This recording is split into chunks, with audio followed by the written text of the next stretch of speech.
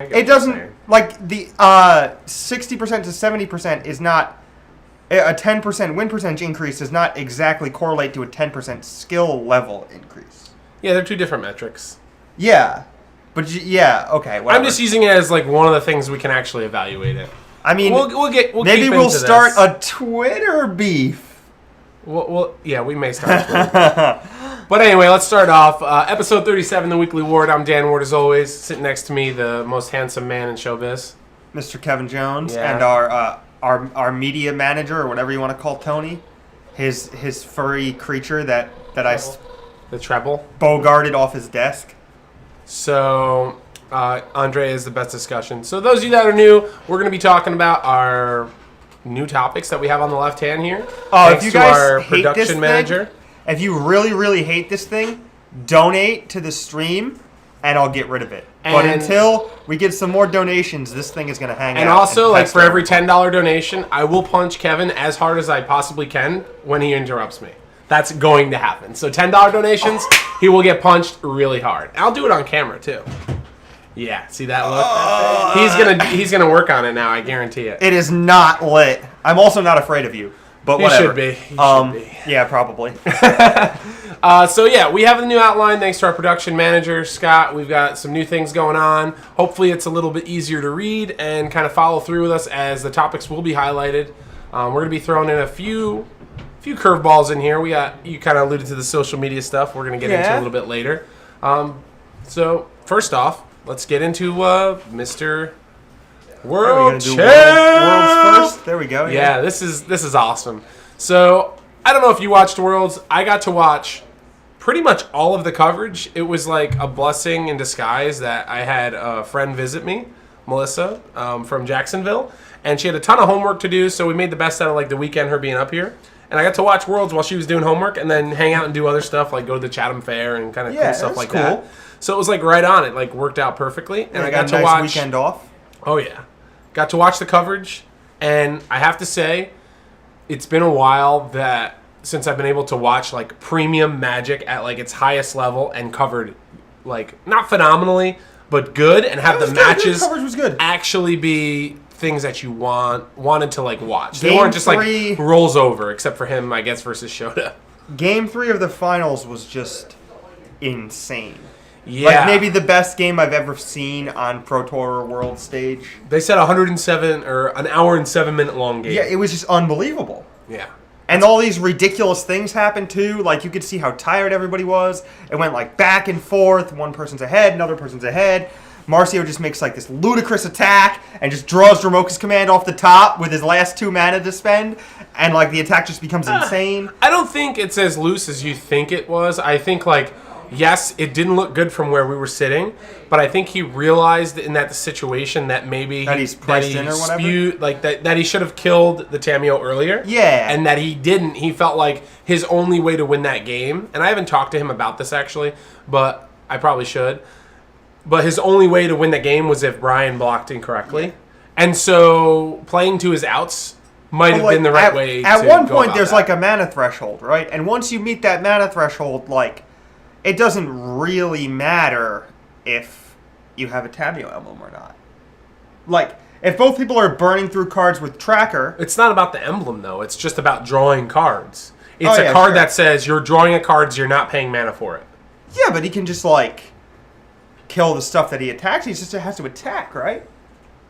I don't know. We can spend the entire show going over that just game. Sure, you're right.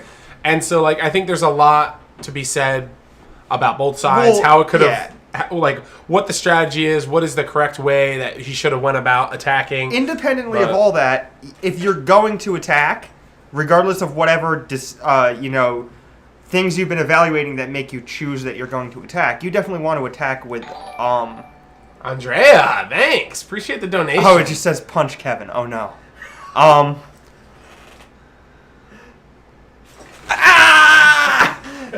Anyway, if you're going to attack, you want to do it with as much information as you can possibly have, though, right? So, like, you just, like, cracking that clue. Do you see that? Is that supposed to be, like, a cheating thing? That's supposed to be a cheating thing. All right.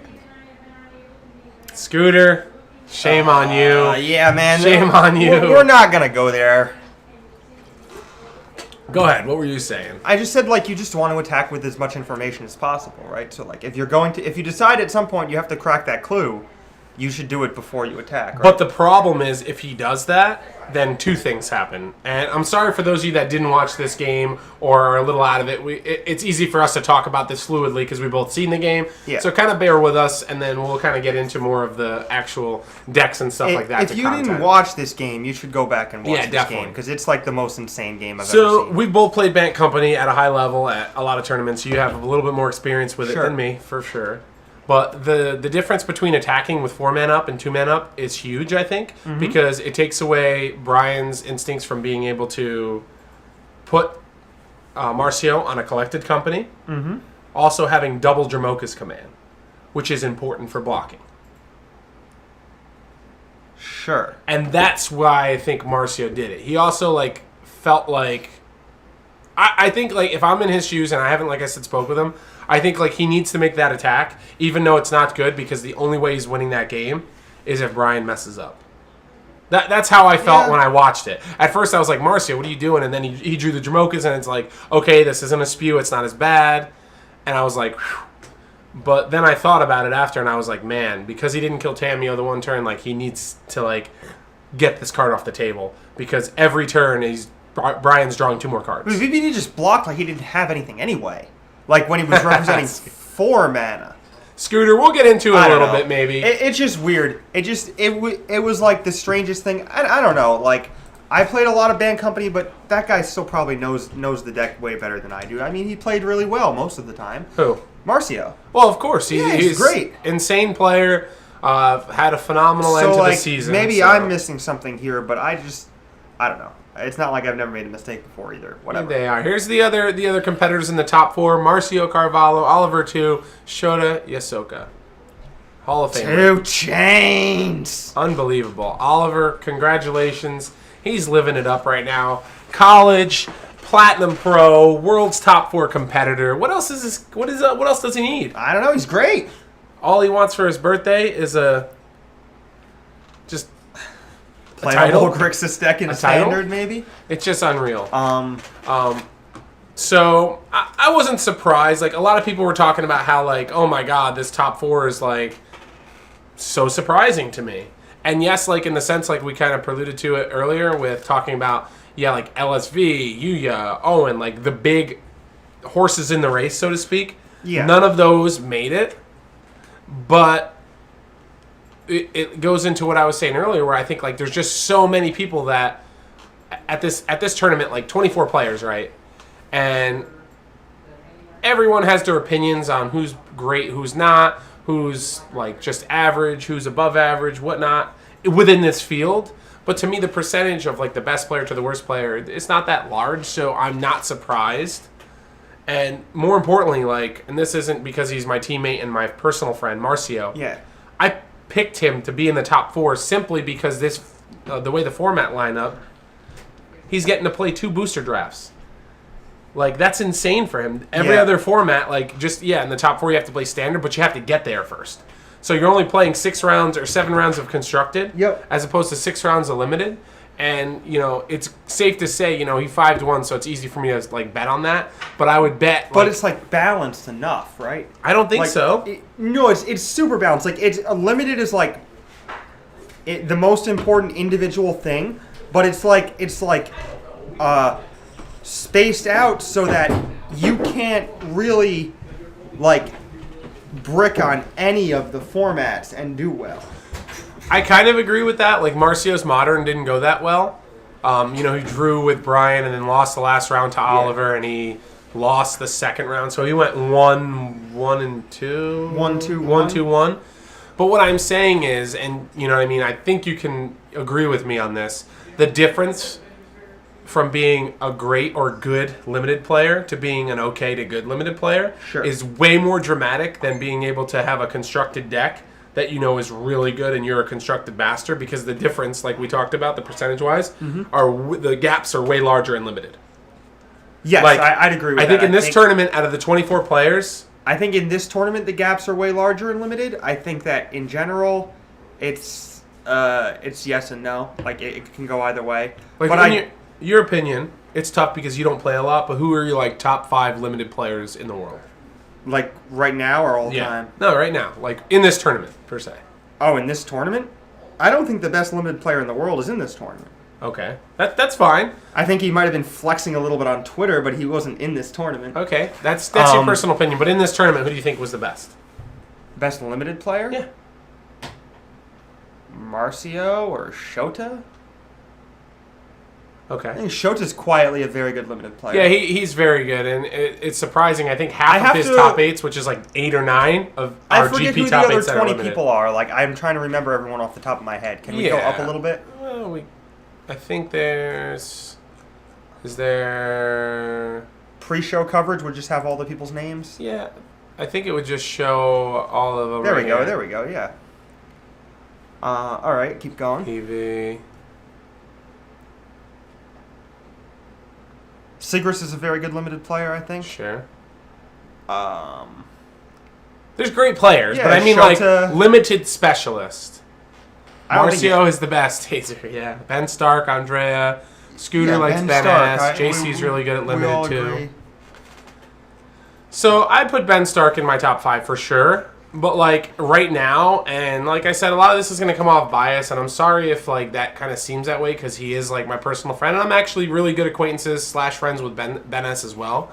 But Marcio, after working with him, after playing with him, he's insane, and he's proved it limited master, and he's proved it at this tournament. Not only in his draft ability to draft good decks, but play at like high pressure situations and making the right plays. Like to me, it's not close in this tournament. He was the ongoing favorite, I would say, with maybe like Luis Scott Vargas, and I guess I don't know who I'd put third there. My rankings probably are Like favored not to what they what? need. To do Overall? well in limited. Oh, to do well To be like the overall? limited masters. Like if you were going to pick like 1 or 2 people to be like, hey, I expect these guys to 5-1 or 6-0. Because only like 3 people in the tournament can do that. I'd say Marcio, Shota, and like I don't know enough about these other people to know how good they are at limited. That's the problem. I think we're just like left to do nothing but like go off of our recollection of events and our biases because that's just the way we are. Tim Wu was very good. Oh, Seth is good at limited. Tim Wu's not even in here. No, we're just talking about people in general. Oh. Chris Fennell is very good, but Chris Fennell is a limited master, and yes, Seth's very good, obviously. All right, so where else do we want to go with this with the top 4? So we have, what I do think is kind of funny actually. I kind of want to bring this up. So Shota's Hall of Famer, newly crowned, constructed master, limited master, GP master. GP master. This puts to bed all the things people were talking about on social media, which we're get to later, about, man, these slots are stupid. I think that they should go to at-large bids, or we should get more bids in different places on the planet. And to me, I had a long discussion with a couple of my friends in Sydney about the GP Master slot. They were kind of poking fun at the fact that I came in 10th overall this season, and you were close. I wasn't close, but they were kind of like poking fun at that. I didn't think was you were close. Don't worry. Yeah, I know that. You never think I'm close. This is also true. But the conversation basically got into the fact is, does the person that grinds the most deserve it? And I think Kai put on Twitter basically something to the fact that, like, I think at first I didn't like it, but I think giving one slot to, like, the ultimate grinder of the year is worth it. It's worth it. I agree. And they're taking that slot away next year, and I hope they reconsider. There's Not just no 'cause Brian GP won. master slot at Worlds next year? Nope, they're taking it away. Why? What is it being replaced with? I don't know. At large bid, I believe. And what I'm saying is I really hope that they leave that there. I think it's exciting for players to have that dark horse outside chance of just being able to say, you know what, I've dedicated all this time. I've played more Grand Prix than anyone on the planet, which Brian has done last year. There was a statistic that BDM brought up that he's played more premier matches than any other professional player this year, which is just astounding to me. Sure. And it just, that's why it's not surprising that to me that he came in first. I know it is to a lot of players, but like, not to me. I was, very pleased with this top 4. Yeah, I mean, couldn't. It's great. I don't know. I don't really see any problem with any of it. The Limited Master is the best limited performer on the Pro Tour, right? Who? The Limited Master slot goes to the person with the best limited record on the PT. Yeah, he didn't lose in Shadow. He didn't lose a. No, single I understand, match. but it's just the best limited record that year on the PT, Correct. right? Every Pro Tour, they rate it for the entire and season. Constructed Master is the Same best thing. constructed record. Correct. And GP Master, I don't really see anything wrong with the GP Master slot. I love it. I don't know. I think it's great. I think some people are just like, some of the biases come to the opinions that, us as Americans, we take for granted that there's more Grand Prix in the United States than anywhere in the world. And, I know this because, like, my teammates, Brazilians, Spaniards, Portuguese, whatever, they don't have as many options to play these. And so that's the argument. But, like, my counter to that has always been not...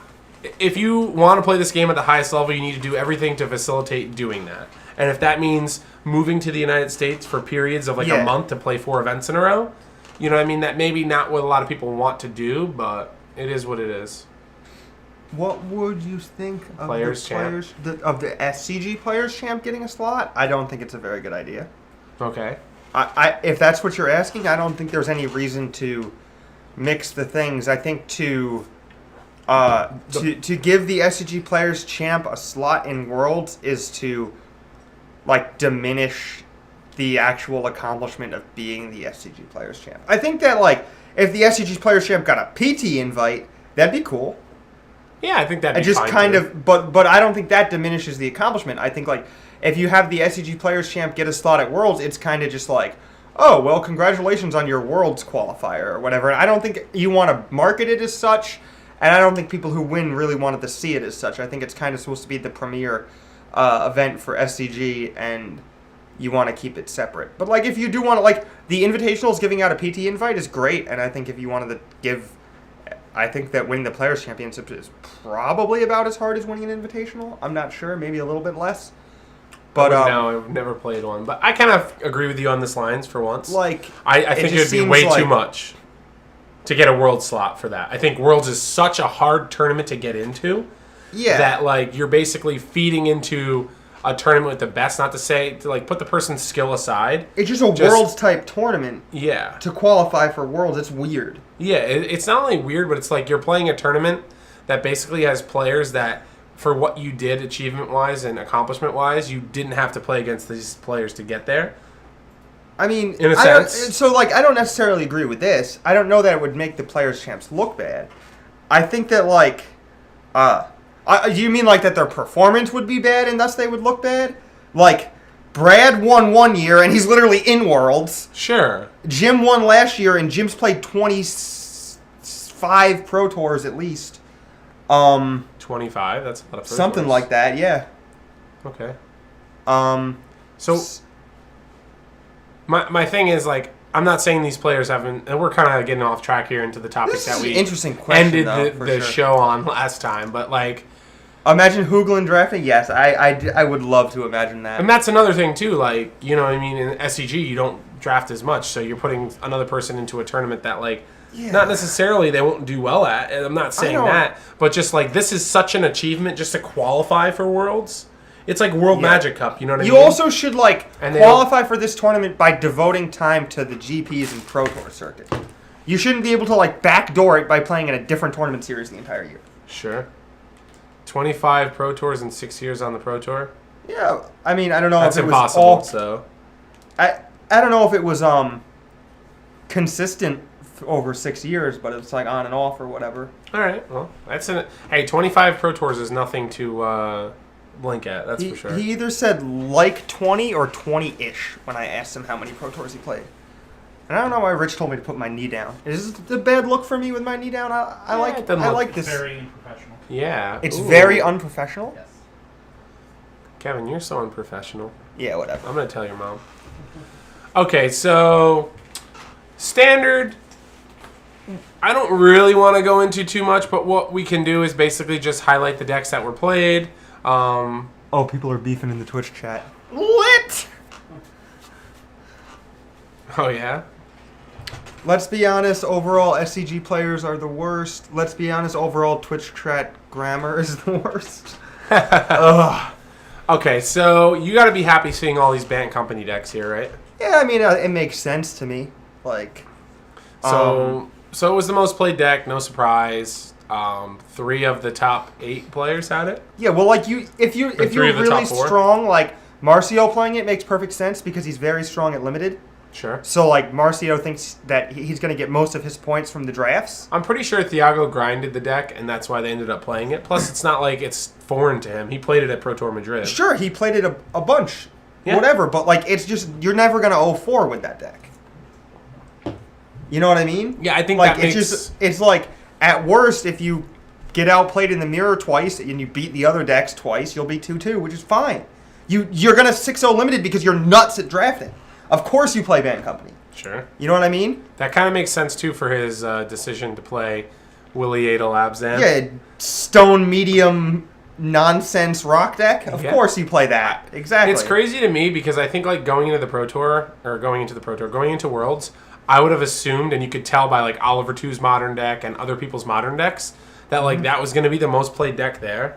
And it was the most played deck there. Like everybody, like it wasn't a surprise. What was Abzan? Yeah, 8 copies. copies. It was insane. Oliver 2 was playing an interesting deck for sure. Oh yeah, he was playing Thin Winds deck. He worked on it. Yep. Here it is right here. We'll talk about it because I like this deck, and we can kind of touch on it a little bit. Mainly because it had, like, for Modern Weekend 2 weeks ago, it had a breakout. And Rob Pisano, one of my buddies, Yep. he came in second. Scott Lipp, also another friend, he was in that tournament as well, top forward. And over in Europe, there was another This is red-green. very different than the other It decks, is, though. but that's why I want to talk about it, because it's very different. Both of these decks are trying to put out Primeval Titan as fast as possible. However, this deck has the Scape Shift Kill in it, as well as has this card right here, the Expedition. Sure, it can And just we're not like talking about kill a foil people. land, we're just talking about like some big flower that blows up. I don't think And- Tron would have been a very good choice anyway. Maybe it would have been. Tron? It's good against Abzan, I guess. Sure. But Tron's also just like, Medium. yeah. I think This you deck is sell. cool. I think you It's gotta sell powerful. some of your soul to play Tron. Yeah. I think you just gotta accept that when you like register. There's just Tron, nothing you're just behind Joe Lissette's eyes if you look at him. It's just all gone. Cedric, He just Cedric sold- loves the deck too. Sold it all for Tron. So, oh my god, the furry thing. I was surprised so little infect. I I'm a little actually bit wasn't by that surprised. too, actually. I wasn't surprised actually. I think it's been on a downtick now, like for a while. I think the Abzan deck coming back. It's a tough matchup for infect, as well as like Grixis has been showing up. It won the Modern Grand Prix, and there's Burn coming back. So all these are like tough matchups. So I didn't want to really get into that, like playing the infect into that kind of a meta. Is that a Tribble? I don't know. It is. Yes, I think so. It is. And Kevin is having way too much fun with it. So Oh, it's just part of the show, just like any other guest we've had on here. okay. I mean, it looks like Harlan before he shaved his head, right? Wow. All right, so we went over a couple These of pictures things. are great. The I love pictures all are the great. smiles. Did you see the videos? No. The videos are great. Pick someone and I'll show a video. Let's pick Brian because he won. Brian, you get the shout out. I watched all these the other day, by the way. Oh, boom. Starting off early in the season, I was... These are great. This is what Wizards is doing, I think, now, especially utilizing Worlds to do this to get more like SCG and get more in-depth with their players. And I hope that's what they're doing. I just kept going to Grand Prix, kept grinding, kept playing as Magic as well as I could play it, getting a lot of top 8s, a lot of X and 3 finishes, and just gaining a point at a time, and eventually I finally got there. Winning the Magic World Championship would mean everything to me. To be able to call yourself a world champion would be just a fantastic experience, and it's something I've basically wanted ever since I've been involved in Magic. I've wanted to be able to be a Pro Tour champion. Yeah, I agree with you, Ben. But I think like some of the people aren't familiar with like doing this kind of interview, and they were just like fed the questions, and some people just This is good don't though. know. BBD's is good. Yeah, it was great. Let's watch Brad Nelson's. All right, we're watching one more, and then we'll watch any other persons that you want. Dude, Brad and I have the same facial hair, man. At least I have one thing going good for me. We have the same facial hair. That's not really true. It is. His is just thicker and better. Doesn't want to load. More red. Daddy-O. Although not much more red. I do kind of have the red facial hair thing going on too. Dude, what's going on with the internet today? It's a little slow. All right, so while I'm looking up the video for Brad, was there anything that you wanted to touch base with that you saw this week at Worlds that you thought like maybe was a surprising thing, whether it was a deck choice, whether it was something going on? I think that Steve Rubin and Takamura have the same haircut, which is hilarious. But What? yeah. No. Shave on the side, combs over in the middle. It's the same haircut. But like he's got more hair here. He doesn't have it like real, like he's like halfway down the line here. He's so happy, and Tamada is just like not having it. Tamada's just like, Sure. did you know Tamada wears like that's The like same his shirt. lucky shirt or whatever? Yep. I He's don't know the pretty story nice. behind it. I want to ask him. He's pretty nice, dude. His I interview like was his actually deck great. choices. He's great. He said he was going to play this game till he's 70. I've made so many different things over the years since I started playing it. Right now, it's just a source of competition. I've been through the highs and lows of the game, and This is true. Anything is possible. I just love battles. I love fighting the good players and seeing who comes out on top. And with years of experience, I don't really care if I don't win as long as I try my best. One of the things about the World Championship that we love winning it is working with Sacramento last year, and then Sunday getting to win some epic matches and take this trophy down. And the tears that came from Echo! this tournament, I want to experience that. I've done a lot of magic in my career, but I have not held that many trophies. Yeah, you're fine. All right, so there's Brad's video. All right, that's it on the videos. Like, what else did you witness this weekend besides the finals Oh, between can we watch Marcio? the award ceremony? You want to watch the award ceremony? Yeah, it's probably only like a minute or two long, and I never saw it. Oh my god. No, we're not gonna watch the award ceremony. Maybe at the end we'll watch the award ceremony. All right, People don't want to see this stuff they've already definitely seen. wanna see this stuff. They've already seen it. we're getting up in the viewers department. Yeah, we are. I'm gonna have to hide it from you so it doesn't distract you. All right, What are we up to? we're still on Worlds. I've been carrying you. What else do you want to talk about You're here? carrying me. Yeah. Jeez. I mean, You said Do we you wanna watched go the over coverage. modern? I Let's did do watch it. the coverage. All right. So what did you watch this weekend that made you stand up in your chair? game When you 3 weren't of like the finals just was insane. messaging on your phone and playing these absurd games on your phone. Game 3 was insane. Okay, that's your takeaway from the tournament. I mean, the takeaway from the tournament is that like people who put in a lot of work. I know that Brad and BBD and Larson and Martin Mueller, I think they flew like 2 weeks early. I know Brad flew the day after the Invitational. So Okay. Brad flew out to test for Worlds the day after the Invitational. And I know that Bant Humans was kind of like Brad's thing, and he, I guess, fought hard for it in testing because he was kind of down on it after the Invitational. But he like 6-0'd standard, 6-0 double drew at the SCG Envy with Bant Humans, and then I guess they worked on it still for this tournament. And I just think that the takeaway is that the people who put in a lot of really hard work, and not to say that the other people didn't, but people who put in a lot of really hard work were rewarded. Yeah, the game. It's like, yeah, it's great. I mean, I'm super happy for Brian. He's just an awesome guy. He's He a really is. super good guy to talk to. He's one of the people that, like, with playing against him this year a couple times and just, like, I've tested with him and I've had conversations with him. He's just a genuinely good guy. And he's, like, I couldn't think of a better person to win this tournament to basically be, like, an ambassador for the game. Because I will consistently see people come up to him and ask for autographs. And on top of that, you can never tell if he Gracious. loses or wins a match. He has the same mannerisms. He loses a game. He does something. He very seldomly will, like, Which is burst good. That's out. the mark of like a. I don't know if I want to say that's the Consummate mark pro. of a true competitor. That's the mark of like, definitely being able to like keep your head in it, independent of results, which is good. But I also think that like at the same time, sometimes showing emotion when you win is good, and it's okay to like be upset when you lose as well. And I don't know that. Okay. What is going on in the chat? I don't know. But did you see, we had a couple people bring this up. I saw most of it. Did you see the Steve Rubin Oliver 2 match that ended up in not. a draw. I did not. I heard about it though. It was pretty absurd, and basically it was like sequencing where... Oh no, I did see the end. Sorry, I did see like the last like 4 or 5 turns. I yeah, guess. like even the coverage team didn't know if they drew or someone conceded or because they like shook hands, and it was like really weird. And like even Oliver said in his interview, he was like, man, I played that game wrong. I made so many play mistakes, but yet I can't be too mad because if I didn't get the draw there, I might not be sitting here in the top 4 interview, which was like really well spoken by him. Yeah, I think he carried himself really well. They definitely put him on the spot and like interviewed him a bunch, and like they interviewed him right after he like locked up top 4.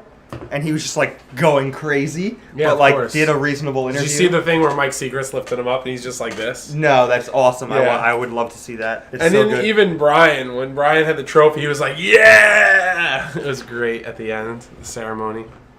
Oh, BDM's whisper commentary. He does that for Pro Tours too.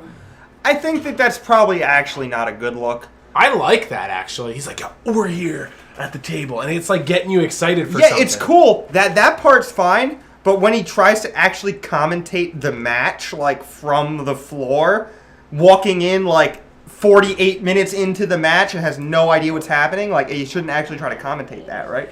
Yeah. Very true, very true. I think that like him being like, oh, we got a match here, who won? And then they talk to the winner for a second or whatever. That's fine. Sure.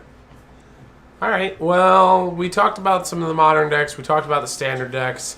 The limited portion, you know, Marcio killed it 5-1, but he wasn't the one with the best record. That was JC Tao. He's 6-0'd. Pretty phenomenal. He's Yeah, he's whispering really- so they can't hear him. I think that's obviously the answer. really gaining ground as far as being known as a limited specialist. Like I know JC personally, and I know he's very good at limited. I know he enjoys limited. His teammate Andrew Brown enjoys limited a ton, and you can learn a lot from them watching them videos. Yeah, Andrew Brown was talking some good stuff about limited, or just that he's been doing well in it and like he understands it well. See, from when I first On met game. when I first met Andrew, I looked at him as a limited player. We worked together for Pro Tour Brussels. Yep. And I learned a decent amount from him. I don't think I was receptive enough that I needed to be. I was more bullheaded. Sure. And so I didn't allow myself to... So surprised by that. Yeah. Well, I'm way different now. Like, it's funny how I say that, and it's only been like a year and a half. I You're think. getting better. But let's not make this about me. But anyway, what I'm saying is... Something's got to be about you lately, because nothing's been about you lately. Whoa. You got to step it up, man. Whoa. Silver level pro. Do Oh, I that's gotta mention that? I don't know. I guess you. How'd you get it? As GP New York. Well, if you'd ask Ed how I got it, he'd say I was scooped to silver because Brian Braunduin, the world champion, was gracious enough to concede to me in GP Detroit because he knew that if I won that match, I would get silver. But it didn't really... It was awesome at the time, and I really appreciate it, but I locked silver the very next tournament I played, like relocked, because like there was a couple GPs throughout the season, and I did fairly well to finish off the season. So, are you trying to throw some shots here, Kevin? Yeah, I'm just trying to spice it up. Kevin's throwing shots over here. Well, speaking of spice, Someone called it the Weekly Jones. I like that. That's spicy. or Jonesin for Kevin, Jonesin for the daddy. Weekly Daddy. Daddy! Oh my God. Big talk with that. Make it about Kevin now. All right, so if you want to spice it up, then I guess we'll end with saying the Worlds was a great tournament. I'm very happy about Brian winning it. I'm very happy about the top 4. I was really excited about the coverage aspect of it. I think they could have did a little bit better job of the times. You know, it's tough because it's East Coast, West Coast type of thing, and it's over, you know, Labor Day weekend, and there's a lot of things that like they're competing with PAX and all these announcements going on. But I think to wrap up Worlds, I think it was a phenomenal tournament. Coverage team did a great job, and I was really excited that the game that I love and play professionally is moving in a direction of like coverage perspective Yeah. of getting it right, and we're getting there. Yeah, I think the jerseys were sweet, right? Yeah, these were great. They had We like, you definitely had your saw the teams. jerseys and You like. got the American flag here waving Labor Day. Yeah, it's great. My team was kind of like, hey guys, look what we did, or whatever, which is, you know, kind of true, and I guess somebody else would have done it if we hadn't, or whatever, but jerseys are I think are the future. So I do like the jerseys with the team logos on them. All right. Well, now it's time to move into what a lot of people are asking us to talk about. Spoilers, yeah. It is do we want to spoiler season. briefly pop over the last SCG Open event? We can. We'll talk about the last SCG after the spoilers. I'd rather do standard than recap then do spoilers so we can. Okay, but we're gonna spoil a spoiler. We're gonna do one spoil and then we'll go to that. No, this is gonna take the entire show. Why don't we do this? This could take the entire show, to be honest with you. I got a question, a boat shoe question. That's an awesome question. All right. You want to do this first? We can do this first. Yeah, we should do this first. Boat shoe question. Yeah. Steve Perry's. Come on. Not close. It's just Sperry's. Did you say Steve Perry? Yeah, Sperry. Like the lead singer of Journey. Yeah. They are Steve not. Perry's. That is not what they're They're called. Steve Perry's. Yeah, no. I think you just go with the Sperry's. I really don't ever wear any other brands. I guess. Oh man, I can't remember the name of it. There's another solid one that my buddy Max Williams was rocking for a while. But Weekly Award, home of the boat shoe questions. yeah, I know. Little Benny No, Feinhersh. Sperry's are great. They're really, really overpowered. Steve Perry's. Okay, so you want to talk about this. This is the last relevant standard tournament, the entire rest of the format. So, SETI P, little mono white humans, get in there. We got the swan song of Band Company taking down first place. Noah the Skywalker, master. Ted Fell said he's a master too. You might not know the name, but he's Who? great. The Is guy he? who won. He's a master? Yeah, he's a master. You have a lot of masters, I think. Yeah, this guy Steve is Perry, great. 3 I played Jacob in SCG Baltimore in April. Okay. We had a really close match. He played like green white humans. Big surprise, Shaheen Surani. Shaheen's Esper deck is Just crushing evidently it. good. Yeah. Todd playing the Michael Majors special over here. The Temur Emerge. It seems like a good deck. So what did you want to highlight as we close the door, blow out the candle on standard? We want to give Frank Scarron a shout out. He stayed with us and tested with us for the NV with the team MGG, and it's just a nice to see him spike. He was actually like IQing the night before the Jersey NV because he wasn't qualified, like trying to get a slot in the Invitational, and he didn't. But now he's all golden for the next Invitational, so that's good. We got someone that's saying their new goal is for you to call them a master someday. It's not very hard. I called Brian Cook a master over and over and over, and then he made fun of me for calling everybody else a master. And now I don't even know if Brian Cook's a master anymore. He like never plays Magic. So where am I in your master talks? You're a master about some things. Ooh, okay. I'll take that. I got to take what I can get, and I'll definitely take that. But yeah, I mean, otherwise, I'm glad to see my jam, Bant Company, take it down. Makes me real happy. It's a good way to end. God, the I format. hate Band Company. God, I hate Collected Company. Please. It's just I so cannot broken. wait. Broken. It's not broken. It is so good. It's good. It's not broken. It's good. And it's going to be very good when it rotates. It's going to be the best card ever when it rotates. And Then I'll only have to suffer through it in Modern every once in a while when I have people trying to play pod decks that just aren't up to snuff anymore. One time. Mythic Case Dragon Master. I'll take that. no, Feingersh is definitely a master. Ben, you're a proclaimed master. And you don't even have anything like me where I'm a master at some things. You're just overall Yeah, a no, master. Ben beat Ralph Batesh in top 8 at the RPDQ, and I don't know if this. I'm not saying this to Dagger Ralph, but Ralph made like the most ridiculously awesome play in like round 4 of that tournament, and then Ben just mulliganed to 5 and crushed him twice. It's just like the most ridiculous thing ever. So Ben is, by extension, a master. Oh, the master. Secretly, we got secret masters here. Okay, so now, like I said, standard's done. You're paying homage to your deck, Band Company. Yep. I'm glad to see it gone, but I'm also just more excited for the fact that now decks that couldn't compete at the same level of Band Company are going to emerge. A little segue here. Into the format. With not just Kaldesh coming in, but just certain decks. Like you can see this top 8 is pretty varied. And I just think there's going to be a lot of new iterations on decks that were previously built, and that just basically were like, okay, well, first step, can you beat Band Company? No, put the deck away. And now it's going to be, all right, well, let's build our deck and let's see. Yeah, Because there's there's going a to ton be a of new different, stuff. so the key to these new formats is trying to figure out what, like, structures remain intact, right? Yeah. So, like, in this case, like, Band Company was great this entire format because the structure remained relatively intact from the previous format. Sure. Like, the previous deck had, you know, Reflector Mage, Collected Company, Dramoka's Command, and then some Advocates probably and whatever. But, like, you know, the new cards from Shadows were obviously great for the deck, and it kind of built itself for the beginning of the format or whatever. But here, like, we need to see what remains intact, and the answer to what remains intact here is a lot of the emerge strategies will remain relatively intact, right? Well, that's the thing. We're losing Nissa's Pilgrimage. You're losing Gather the Pact. So, like, it's losing some of its, like, fundamental cards, but without seeing the other cards that get printed.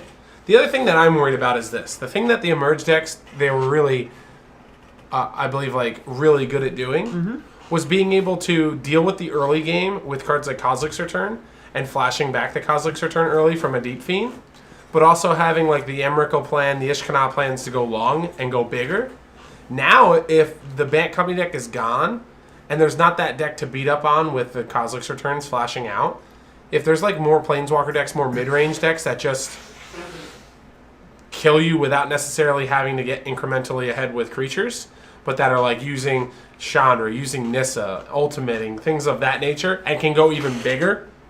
Because, like, let's not forget about it. Like, Crush of Tentacles is still going to be in the format. Yeah. There's going to be way more aggressive cards. I don't think losing Gather and Pilgrimage is, like, terrible. Like, there were some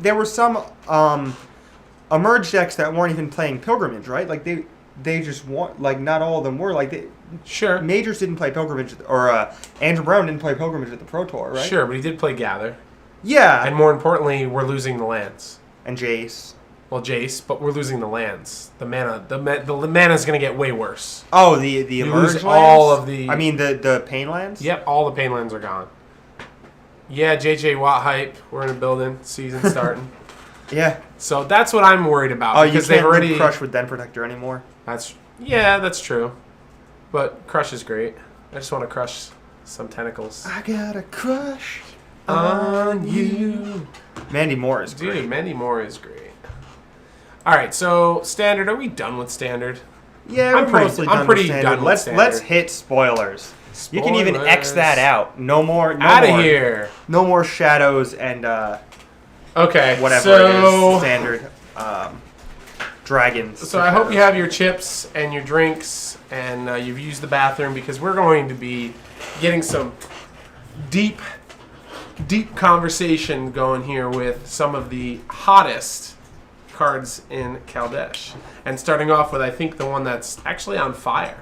Or she just lit the city on fire. Chandra. Yeah, I Tentacle mean, Romance. this card is great. First impression. First impression is, well, it's kind of tough to say because I guess my first impression is just that it's good. But, like, my first impression of the way everyone else feels is that it's overrated. I think that, like, everyone has been ridiculously high on this card to the extent that they're just saying, like, crazy things. Which like normally happens. Jace Chandra, the Mind Sculptor. Yeah, they said it's just as good as Jace, or almost as good as Jace. Back just in time. These people are just, like, ridiculous people. Okay. I think that's just the most ludicrously off-base statement. I'm not even sure if it's the best Chandra ever printed. Yeah, I was just about to say that. In my opinion, I think it's these the best two are Chandra. both great. It's the best Chandra ever printed. Probably. I'm not even sure that that's the case, but probably. I think so. I think, like, when I first saw the card, and mind you, like, all the cards have been slowly leaking out, but when I first saw the card, it was immediately the best card in the set to me. Okay. And that may not hold true, Like, but look at I this. still think it's super powerful. Chandra is broken in before ban. So the thing about saying this, right, is that, like, you say this, and then, like, if Chandra doesn't get banned, like, nobody's going to remember that you said this. But if Chandra does get banned, you're going to be like, I told you guys, I'm so smart! And Chandra- that's just ludicrous. You shouldn't be allowed to say Chandra is broken, it's going to get banned if you don't get punished for being wrong. Like, that is dumb, and it makes me angry. You know what I'm saying? Kind of, but at the same time, like Like, this person, if Chandra gets banned by some ludicrous, fluke, this person is just going to take all the credit and be like, I'm so smart, I'm so great. sounds like something you would do. Yeah. Oh, is this? Does that face mean sarcasm? I have no idea what that face means. If he was being sarcastic, I apologize for yelling at you. But I got it. Kevin's getting salty over here. Ralph. Okay, so But I like the fact that. Go ahead. anyway, it just holds true. Like, when people evaluate cards, everyone is always just so high on new cards, and you really have to understand that not only is the card good in a vacuum, but then is the card okay, so brief aside here, if anybody in the chat plays fantasy football, they understand it. So new cards are kind of like drafting Rob Gronkowski in the first round. Okay. Obviously, I don't know where you're going with this, but go ahead. Hear me out. I'll hear me follow out. you This down is the great. road a This little is while great. here. I promise you. It better be So, great, because Rob Gronkowski is great. So this better be great. So, if you take the best tight end in football, in the Rob first round, Gronkowski. yes, exactly. You're going to have a great player who will produce for your team, correct? You agree with me here? So far, yes. I think, yeah. Now, the Okay. problem with taking a tight end in the first round is that the value above replacement with regards to the value above replacement for what you're missing out on is so drastic, right? Rob Gronkowski might be way better than the second best tight end. Okay. But is he way better than the second best tight end? And then the guy that you're getting in the fourth round or the sixth round because you took a tight end in the first round is way better than... Or is that guy that much worse than the Antonio Brown or the Julio Jones or whoever you would have had in there if you hadn't been a lunatic and taken a tight end in the first round? Do you know what I'm trying to say? I think all of this can be just based off of A, is your league, what kind of scoring system they have? Sure. And B, hypocritical based on how the performance of the season. I'm telling you as someone, and Kevin didn't know this prior to the show, so I can speak off the cuff here. No. Someone that has I didn't get there yet. Okay.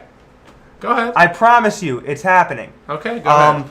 Now, when you see a new card, the new card is... First, you have to evaluate if it's a standard playable card in whatever sense. In a vacuum, objectively, whatever. And then you have to take the card and you have to realize where it's going within the context of the format, and then you have to realize what it's replacing and what roles it's filling and how the rest of the format is warping around it, right? Sure. So, something like Chandra, are you in a format with a ton of, instant speed spells? Because if you are, Chandra's probably not very good. You don't want to cast your Chandra into Avacyn. You don't want to cast your Chandra into... Collected Company obviously isn't around anymore, so that's, good for Chandra, right?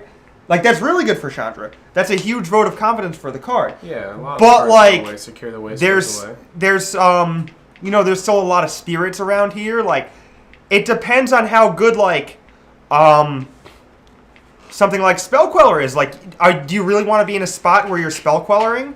Or you're walking into Spell Quellers when they already have a board? Now, the thing about Chandra that's great is that the +2 makes 2 mana, and then you use the Plus 2 mana... +1. The +1, sorry. Makes 2 mana, and you use the 2 mana to protect... you just, Chandra plus Incendiary Flow your guy, my guy lives, or whatever. That's awesome. Yeah. That's really good.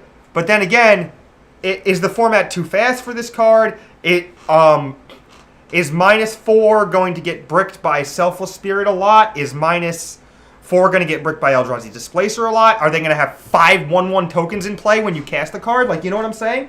All the things that matter is what are we doing this instead of doing? What would we have been doing previously that we're no longer doing, and why would we want to do this instead of that previously? Because obviously, there's a lot of things that are sticking around and are great. And just because this card is in the next set and not some forgotten card in the previous set, doesn't mean it's broken. True. And that's what I'm trying to say with the value above replacement thing. It just, because every card is good in the context, or a card might seem powerful on paper like this card does, But then you have to understand that this card is being put into a very specific context, and like you're going to have to pay a lot of costs. Like you're going to have to play red to play this card. Like there's a lot of costs that you're going to have to play to put Chandra in your deck, just like there's a lot of costs you're going to have to play to take Gronk in the first round, and that's what I was trying to say. Like Sure. because it just looks like, oh, I have a tight end that's 10 points per, or 5.5 points per game or whatever, better than every other tight end in the league, and that's insane. But no, like you have a wide receiver 5 instead of a wide receiver 1 because you took a tight end in the first round. And that's but my the same counter thing. to that is, and we'll get Dazer, I'll get to your question, is it better than Gideon, for example? We'll get that. I want to come from the Gronkowski side since you came from the other side. Yeah. I have drafted Gronkowski first in 2 different leagues in 2 different years. And I will say the difference, just like this card Chandra living up to its hype right now. You stating the fact that, like, I get the whole replacement value thing, but, Sure. like, Gronk isn't just 5 points better. He's, like, 15 points better in some weeks.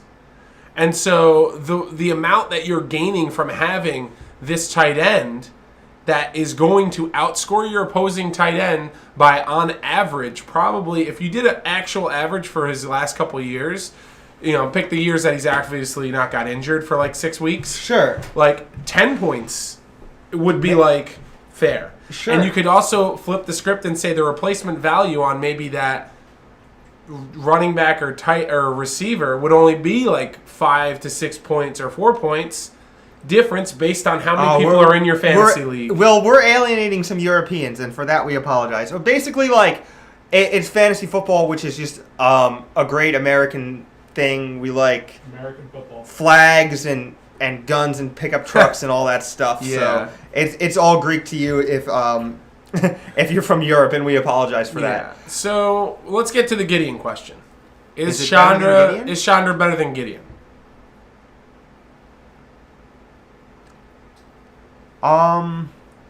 It's tough to quantify. Like, what are we? Is Chandra better than Gideon at aggressively killing them? Is Chandra better than Gideon at protecting itself? Like, what are we asking? Just in a nutshell, what's a better card? Gideon. You like Gideon? But then again, I have no. Gideon has a history though. Yeah, exactly. I have Proven no entity. idea how good Proven this card entity. is. It's like Ezekiel Elliott. Gideon will always make a token or make an emblem, which is like the fact that you can always cash out Gideon for an emblem when it's like mediocre on the board is like super important. And this, I Sorry. guess, you can always cash out to like kill something, but like I can just see a lot of spots. where, like, Sorry, Philip. He's on here. One of our viewers. He's saying, more Magic, less football. I'm a Cowboys fan. My season doesn't look well. You're right, but as a Cowboys fan, like every season doesn't look well, so I understand where you're coming from. I mean, AK, I'm a Redskin fan. that's so ludicrously untrue. Hail to the Skins! Okay, so I'm going to go out on a rant now. This card is ridiculous. Okay, this card is going to live up to the hype. It is the best Chandra ever printed, by far. It has 3 abilities, for one, which means it's way more diverse than any Chandra that we've ever seen before. Yeah. And Flame Caller is awesome, but it costs 6 mana. This costs 4 mana, and yes, it's hard to like say this is a better card than Gideon, because Gideon has a track record, has a history of crushing people. I think this but card's this good thing, in an Emrakul deck. This thing does things like Chandra's never done before. Like, hey, I'm going to exile the top card, and if I can't play it, you're still taking 2. That's ridiculous. I actually would just rather it was just exile the top card, you may play it. Sure, but what do you mean? Like, exile the top card, you may play it. Like, you can also play lands. You can't play lands, right? Yeah. But if it's a land and you can't cast it, or you choose not to cast it, they take 2. But you're playing red, so like dealing 2 damage for that is like insane to me. Is it, though? Yeah. Do you read the ultimate on this thing? The ultimate is good. The ultimate's But not is the good. ultimate good? It's insane. Is it, though? Yeah, how do you come back from that? I don't know. How'd you get your Planeswalker to 7 and then ultimate it? Easily. The first turn you just said, the first play you can do is just go up to 5, kill their creature with Incendiary Flow. Then you just gotta let it survive for 2 more turns. Yeah, but like, You're what is already your playing opponent red. doing? How is this card... This card's fine. It's fine. It's good. What do you mean? But what it's do you not... mean, what is your opponent doing? You're killing all their threats. You're playing red. You're probably playing red-black. I mean, they just counter your Chandra, right? Like they could counter your Chandra with Void Shatter. Obviously, we could go back and forth on every single situation and occurrence and thing that could happen to make this card great or this card not good. I could sit here and go, well, this card's terrible because, negates in the format and transgresses in the format. But that's like, those are vacuum scenarios based on what the other decks are going to bring to the table. I'm simply putting at 4 mana, a Planeswalker that comes in with 4 loyalty that can just kill a creature. Kill every, creature in the format that kind of matters. It kills Avacyn. It kills Kalidas. It kills Sylvan Advocate. It kills Spellqueller. It kills all of these cards that are actually important and still survives. Then on the flip side, this card has in standard right now is the closest Planeswalker to Liliana of the Veil that they've printed. It has the availability to come down on the board, kill their only threat. Yep. And now they have to have a reactive spell to deal with the Planeswalker, or you're immediately getting card advantage. This card is very good. Okay. That's what I want to hear from you.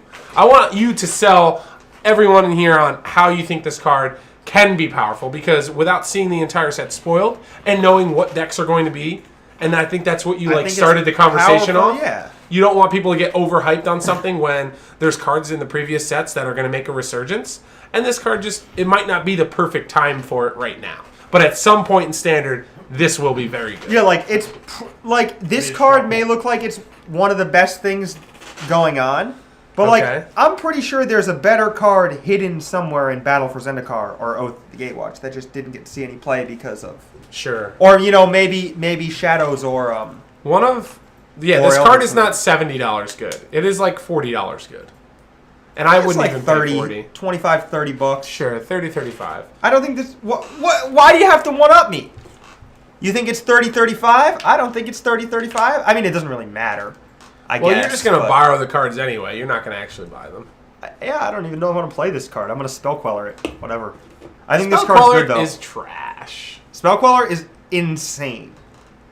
No. Spellqueller is actually borderline broken. This card is not borderline broken. It's not that good. It just does the same thing as every other stupid Planeswalker. It's just not that playable anymore because spirits are not that playable. Yeah, Spirit seems great. By the way, speaking of spirits, we'll do a throwback here to World. Seth, your deck was great. That was awesome. Cool. Yeah. It reminded me of blue-green, like a turtle. Like a turtle just running around, and then Coco, and every once in a while the turtle comes out. I don't understand what you're talking about. Like a turtle in a shell. It's like blue and green. Turtles are kind of like blue. They're green, blue, like Ninja Turtles, and they're by the water, so there's blue, and there's the green from the turtles. And you just collect a company, the turtle pops out of the shell, and the spirits come out. Is there a turtle in the deck? No, it just reminds me of a turtle. The deck. I don't know what the hell you're talking about. God, that blew my mind. That was the dumbest thing I've ever heard in my entire life. So, get that in quotes. Spellqueller is trash. As bad as you guys think my fantasy football analogy was, and I think it was great, and you're all crazy, but as bad as I think you guys think my fantasy football analogy was, that was 10 times dumber. So, yeah. But that was ingenious. So, Seth, your deck was great. I'm really happy Seth's deck is cool, that you played that. Okay, so apparently I'm wrong on Spellqueller. Yeah, you're ludicrously wrong. Why would you ever say that? It's just not very good. Twitch chat can massacre you? No, it's not very good. When you say something and the Twitch chat is just ridiculously right, you should reevaluate. Just ask Brian Braun to win. He didn't play Spellqueller. He didn't need Spellqueller to carry him. Watching someone buy water is dumb. Water's great, though. No, buying water is great. Yeah, buying There's water a price of convenience that you have to pay, to be comfortable and enjoy yourself. It's just, super expensive to me. Yeah, okay. So, the reason why I don't like Spellqueller as much, I guess, is just because company goes away. But we'll see. If Spirits can be a deck, if Liliana's not going to dominate the next format... Being forced to cast your companies, awkwardly in response to things... Bless you. Yeah, you've infected me with your nonsense. Tameo mid-range? Okay. Yeah, I think something like that is probably fine.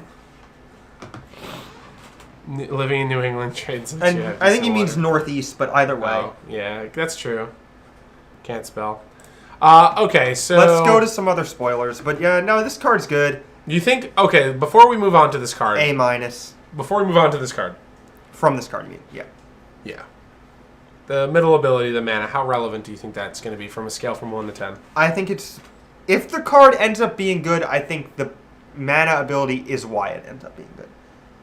Really? I think if it was just +1, -3, -7, it would be medium minus. It would be, like, worse than... I don't know. Like, better than Arlen Cord, but whatever. Obviously, another ability just gives it another dimension, but I'm asking you, do you think that mode is going to be one of the... So you're saying, basically, from your statement, that you think it's going to be the prominent reason why this card is I think playable. it's by far the best mode on the card. Really? Maybe it's by far the best mode on the card because the other abilities are also on the card. I don't exactly know how to explain it. I think this one is really weird because I think more times than not, you're going to play Chandra and kill a creature first. Sure. And then, depending on what your opponent does, it's very back and forth. And then you're going to play Chandra, minus kill something. They're not going to kill your Chandra. You're going to untap and play Emrakul, and they're just dead. Yeah, that might be pretty cool. Like, how is that fair? The mana ability is the far and away the best part of the card. You're going to play Chandra, and they're going to have a stupid creature in play, and you're going to like, plus, flow your creature. Now my thing has 5 counters, and you have 1 creature in play. But they're going to attack it, and then you're going to plus it, draw a million cards, and win. It's just stupid. It's real, real good. The mana ability is super important. But what if they just have a different card like this card? And they go, nice Emrakul, take my turn. Yeah, take the turn, do as much damage as you can, and then you like this card a lot? Yeah, the card's amazing. I'm really happy. It's a sideboard card, but it's an amazing card. Yeah, I'm really happy they printed this card. I think Eldrazi needed something to keep them in check. However, I think it's very awkward that now Eldrazi is like not dead, but definitely dying in standard. Or standard? Yeah, they're losing all of their pain lands, so the colorless sources there's just not enough. Yeah, it's going to be tough to play colorless cards for sure. But this in modern is fine, right? It deals with Bant Eldrazi, deals with Affinity. Yeah, I mean, it doesn't really deal with Ban Eldrazi because they play Cavernous Souls. Well, it's just stupid. But they only have 4 in their deck. Yeah. You're going to bring it in versus them, right? Come on. Probably. Come on. You're bringing it in. If it's in my sideboard, it's in my sideboard for like Affinity Lantern. What if you're playing Lantern and you're just like... And Snaring Bridge, you like counter it. Water. You just got to actually just stand up and go, Ceremonious Rejection. Yeah. That'd be great. Heisman, Ceremonious Rejection. Speaking of Heisman, you know what I heard on the radio this morning? Sorry, Europeans. They don't know what that means either. Johnny Football is going back to school right now to get his degree. How great is that? All right. In the chat, we're going to go over another card. If people want to start spewing some cards in there, we can start talking about some cards. So I know there's some Titan hype. You want to talk about one of the Titans? Yeah. Get Denzel Washington in here? The Flashcaster, Snapcaster Titan. You want to talk about the Flashcaster? Yeah, it's so good. Titans, Andrea, you ask and you shall receive. All right, we got the... Now this is something I can get behind. All right, why don't you tell everybody about this card? You go over it for us. It's just ridiculous. Okay. What do you want me to say? All right, I'll read it off. Yeah, there you go. 4 blue, Flash, Artifact Creature Construct, 5/6 for 6. When it enters the battlefield, you may cast target instant card from your graveyard without paying its mana cost. If that card be put into your graveyard this turn, exile it instead. So, like, Goblin Dark Dwellers is kind of good. This card is, like, way, way good, right? Like, it's a 5/6. So, like, the thing about this, that, yeah, it doesn't flashback sorceries. I know it doesn't flashback sorceries. But, like, you're just going to put a bunch of good instants in your deck. Okay. And operate, like, the best way to beat people week 1 is to operate almost entirely at instant speed and be really hard to play against. And that's why, like, that's what we did with Bant Company. That's what you do with, like, a bunch of Ojutai's commands in your Jeskai deck. Like, whatever. Same type of thing. This card, and I'll tell you what, the one drawback to this is if the instants are not good, it's not going to be that good. Okay. But, like, you can engulf the shore with this thing, that's for sure. You can anticipate if you want to. Why don't you loot away your... why don't you loot away your Grip of Desolation and then do that and exile their creature in their land? Okay. I like the fact that this is an enter the battlefield effect too. Like, imagine doing this with an Eldrazi displacer. Can you just imagine doing that? Yeah, I want to do that, but I don't know how to get the colorless mana reliably. But I do want to do that. That's true. Oh, we got a gas alert here. What do we loot with? I don't know. Catalog, bro. Whoa. We Catalog. can pour Tormenting over the Voice. pages. Tormenting voice, pieces of the puzzle. There's lots of things. You Yeah, can pieces. I like pieces. All right. I think everyone's kind of associated these as Titans. do. Oath of Jace is probably fine. Yeah. I don't really like calling them Titans, but I guess I'll get over it because they're 6 mana. And like one thing you guys got to keep, or everyone's got to keep in mind with a card like this is that while all these 6-drops have enter the battlefield effects, sometimes they can be, sometimes there's tough spots where they might not work out to be worth the mana investment, right? Like not every board is going to be good for these cards, but this one has flash, so like some of them are 5. I agree. Even 5 is a lot to invest sometimes, but like here, like you have this has flash, so like you can always cash out if you don't want to cast this. Like you can always cash out with a counter spell, a removal spell, some sort of card advantage card. There's some pretty good, like Fortune's Favor is probably fine. Like the new Fact or Fiction card, like it's +1, and when the more expensive the instant gets, like the better this card gets. And then like you run the risk of putting a bunch of expensive instants in your deck, but if you're scaling up with cheaper instants and sorceries too, and like speed bump creatures, like it's not really costing you that much, right? You know how busted this card would be with the Flying Crane technique? Is that an Bang! instant? Yeah, of course it's an instant. Because it untaps the creatures. That's Jeskai. Come on, Mana Strider. Sweep the leg. Crane kick. How great Eerie would that interlude? be? Yeah, that's cool. Whatever. You do going on, that, and then you ACC? just get to do it again. 60% of the people think Sandra is gas. Chandra? What do people I got a think? gas alert. What do people think about this blue card? Dude, we got Boggles Master and Delver Master. I know if you locked us in a room, Thanks, we appreciate someone that. would be really dead.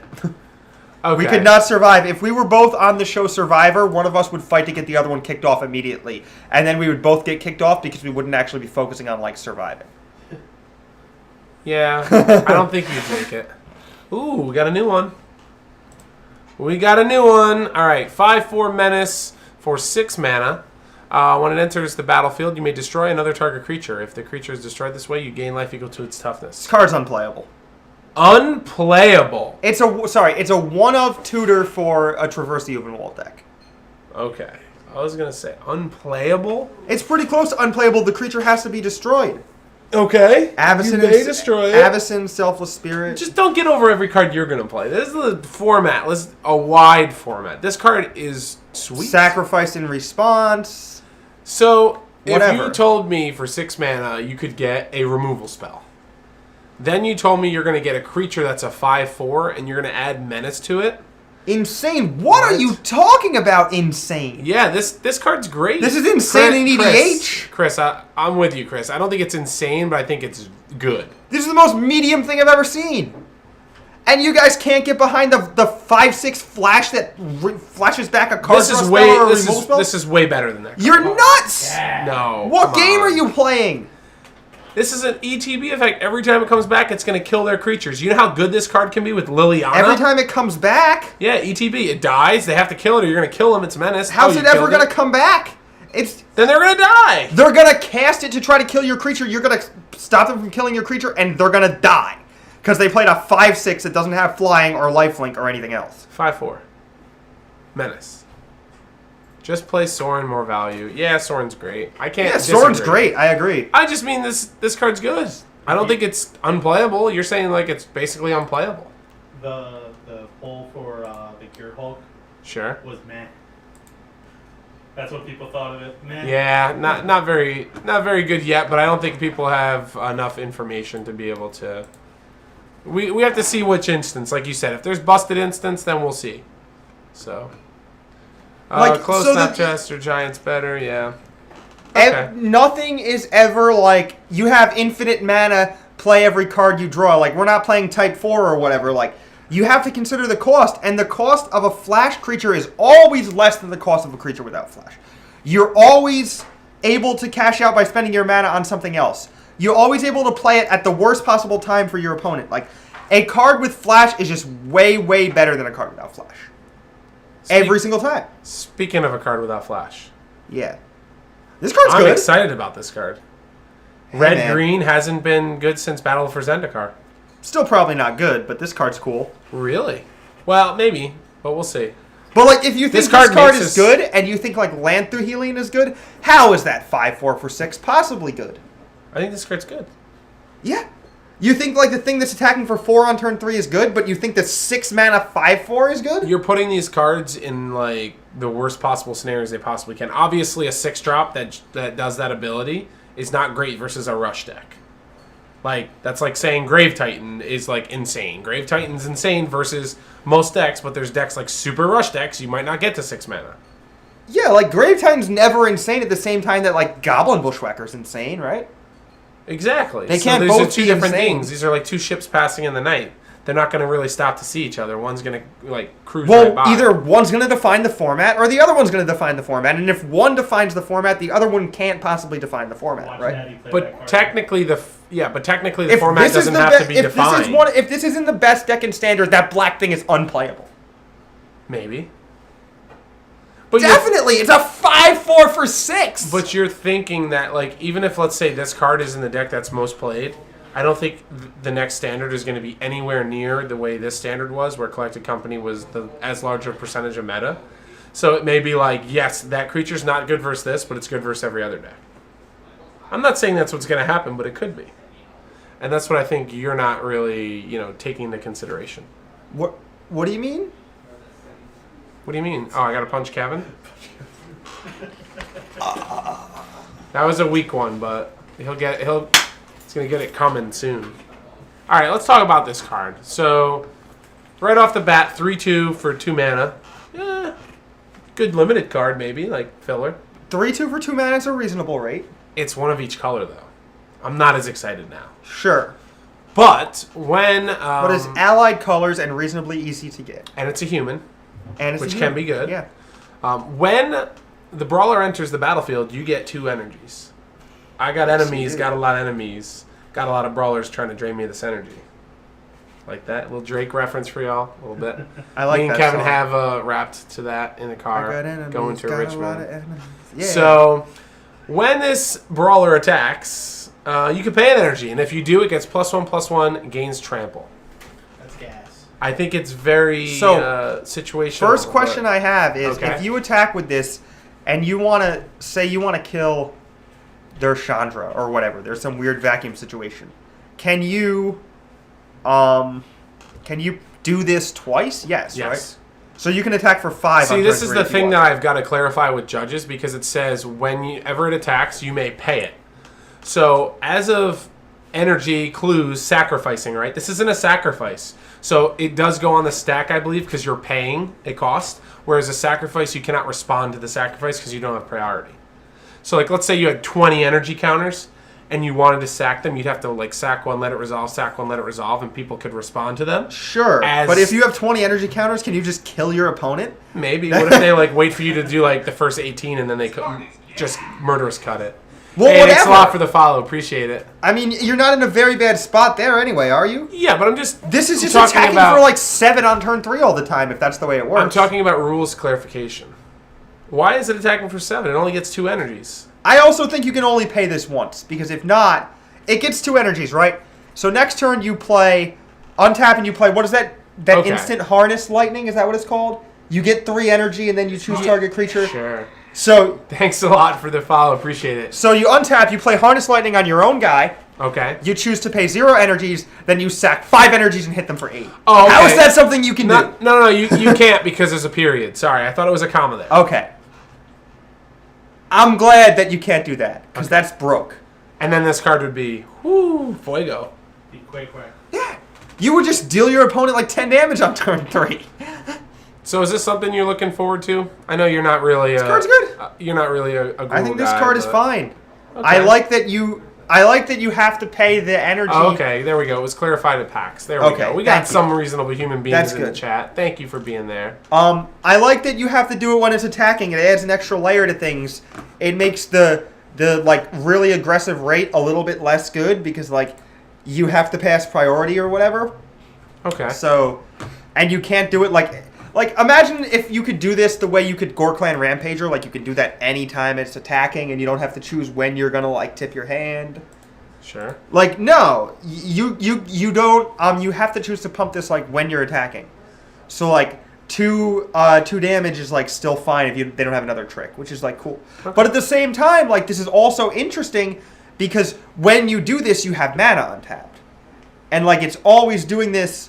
Yeah, it's like having the best way I describe this. I talked about it, someone asked me about it yesterday when I was streaming, and I looked at it and I brought all the way back. I went all the way back to Nemesis, and I felt like it's like a mini seal of strength for one.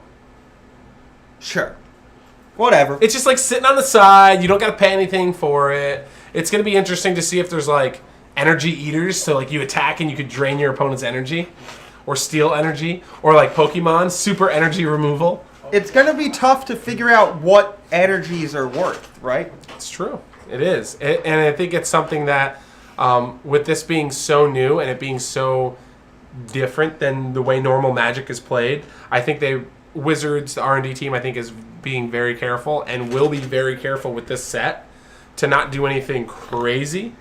Because right now, like, this is breaking up kind of the dynamic that is Magic. Like, you're adding a resource that we've never had like a resource like this added to the format. We've had things that are similar, like clue tokens. Yeah, it's very like tough. Things. It's very tough to evaluate the energy. I agree. Ooh, all right, let's hit another one. Helion.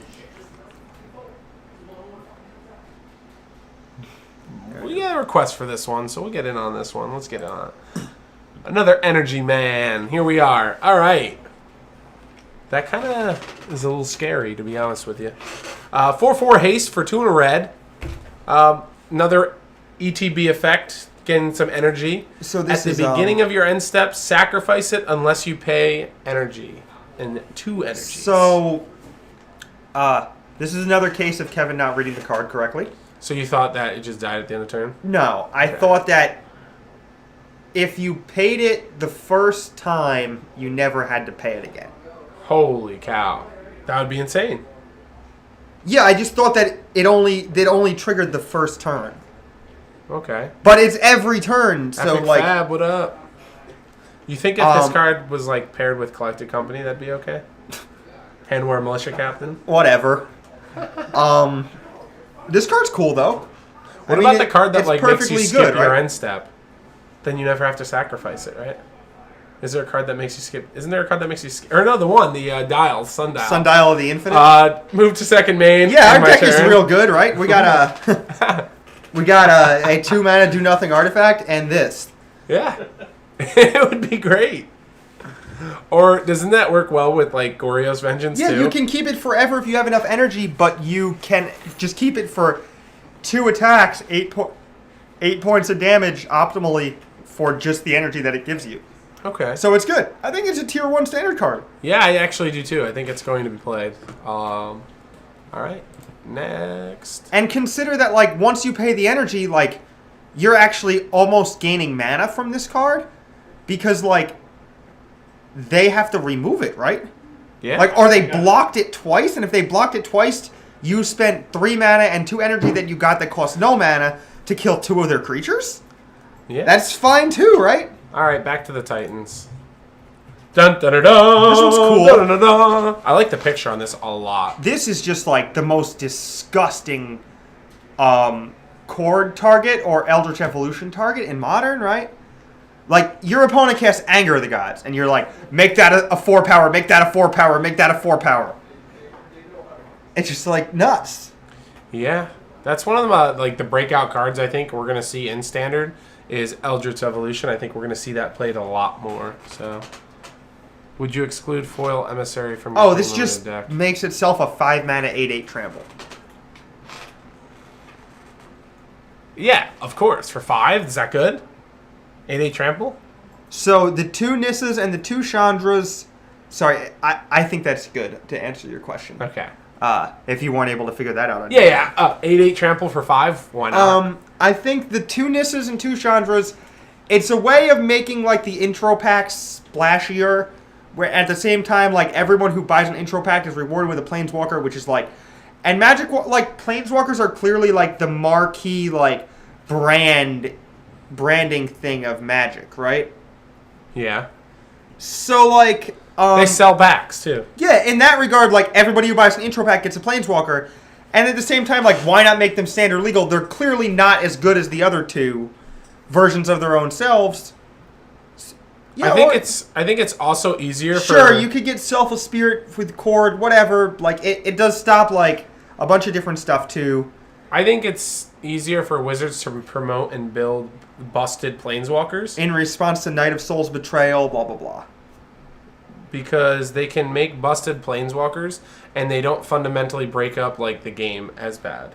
And what I mean by that is, like, with cards like Court of Calling, Collected Company, Birthing Pod, cards like this where they've made creatures that are just absurdly overpowered, you can do these things that, like, fundamentally in the game, like using, like, Rise from the Grave or Goryo's Vengeance or Reanimate, are just ridiculous. Yeah. And now they've, like, moved to, like, making Planeswalkers, like, the big catch-all. Like, these are the most powerful cards Oh, yeah, in the that's set. real dope. So, Eldritch Evolution, sack Kitchen Finks, get this, put a counter on Kitchen Finks, then whatever else.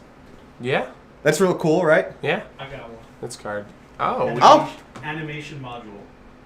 Animation All right, we'll module. get there next. But Raheem, I wanted to assess what you said about this. So, like, yeah, basically, they are rewarded with a Planeswalker because, like, the goal is not for them to be standard competitive. The goal is for them to be, like, appealing to new players and to, like, stimulate, like, the community and stuff and to just get more people into Magic. And, like, I think that the intro pack Planeswalkers do exactly what they're supposed to do. I think it's a great idea. I'm surprised it didn't happen sooner. Sure. Hey, we broke 100 viewers. Everybody is great. Thank you. Kevin dancing just makes me happy. You know what I used to do? It made my girlfriend real mad. I would do this, like, thing. You know, like, the guy who's in front of, like, the... Trains? No. Yeah. Like, they're in front of, like, the... Automobile places. The Yes. They're in front of, like, a Jiffy Lube or whatever. Oh, It's, like, yeah, the wavy wacky things. waving and arm... Bailey has Man. them. Bailey. Flip of arms, The wrestler Bailey has them. I could do this thing where Dude, I make you're- my arms, like, super loose, and it would make my girlfriend so mad. It's great. Gangly. Hey, appreciate the Thank follow. Thanks a you. lot. Yeah, a lot of people are only here for JJ Watt. You know, I'll be signing autographs. You want to come down to Catskill, New York? We'll take care of those. Yeah, there you go. You You are so medium. I'm so great. And Where do you think you fall on the medium scale? if the medium scale? I was asked this question by Mr. Tom Ross the other day, or Todd Anderson. What does that mean? The medium scale. Okay, so in So life define the and medium. in Magic, two separate medium scales. Where do you fall on But the is life there like scale? a high scale and a low scale, and why am I placed in the medium scale? Thanks a lot for the follow. Welcome to Team KGS. Yeah, we appreciate it. Yeah. So before we get into our little vehicle here, I want to definitely get in a vehicle. I know you had a card, Scott. We can get to that next. Our production manager is barking at us. Yep. So we're off on a tangent here. We never done this before. So medium scale, is that just like the overall scale is just medium, or is there a high and a low scale? And I'm wondering why I'm definitely not on the high scale. Well, of the course. middle of the medium scale is medium. I don't know if I'm alarming you here or blowing your mind. No, you're but not really the blowing my mind, but middle like, of- if it's the middle of the medium The scale, middle that means of the I'm real medium. The middle of the medium scale is just medium. The top of the medium scale is medium plus, and the bottom of the medium scale is medium minus. But you can also go like medium minus minus, and you can also go like medium plus plus plus. Basically, it gives you like a forum to just gas yourself up if you think you're gas. So, I'm just trying to delineate whether you're actually asking this question or you're trying to make me come off as arrogant and conceited as I possibly can, so then you can reprimand me and backlash me the way you normally do. I don't So, need like, to ask give me a question second to here. get that to happen. That'll Give me a just second. happen. I think I am medium plus plus squared. Sure. As a Magic player or as a person? As a person, I am as plus plus plus as there is. And as a Magic player, I'm definitely below what I am as a person. but still above average? For Sure. sure. I would say that. I'm ranked Okay. within the top 100 players in the world. That's what I said too. I said I am medium plus plus as a person and medium plus as a Magic player. Hey man, I was really stoked when the Elo Scott Lip linked the Elos on there, and somebody put it in the chat last week, and I looked at my Elo, and thanks a lot for following. I don't know why it's delayed. Okay, delayed. Thanks, thank you very much, and welcome to Team KGS. Yeah, Dan is definitely greater than me in multiple different ways. Archaic He's Fire. Thank greater you. in Magic, and I don't know if he's greater in person. We're pretty awesome people. So Yeah, I mean, I definitely think that's. He's definitely not underrated. greater as a co-host of the show, but this show works solely so that they have a way to justify not firing me. That kind of is true. Yeah. But anyway. The Elo website. Yeah, I'll see if I can link it in Oh, here. it's just I'm just so low on that thing though. Yeah, you're like below low. There's Not low below and then low. there's like bottom I low. think I'm above you. Wow, our production manager is throwing shots. I love it. All right, well while I'm Are looking you up doing the this Elo, to show how many famous people are in someone your asked Facebook in the Messenger? chat. Someone asked in the chat. You're just doing it to show how many. Dan Great confirmed. Appreciate it. Yes. And ask our father. Doesn't tangent as bad as you do. Yeah, Okay. because the entire purpose of me being on the show is to tangent.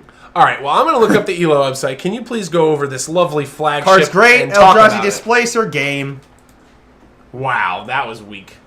That's it, right? No, Like, what else do you Eldrazi want? Displacer. Yeah.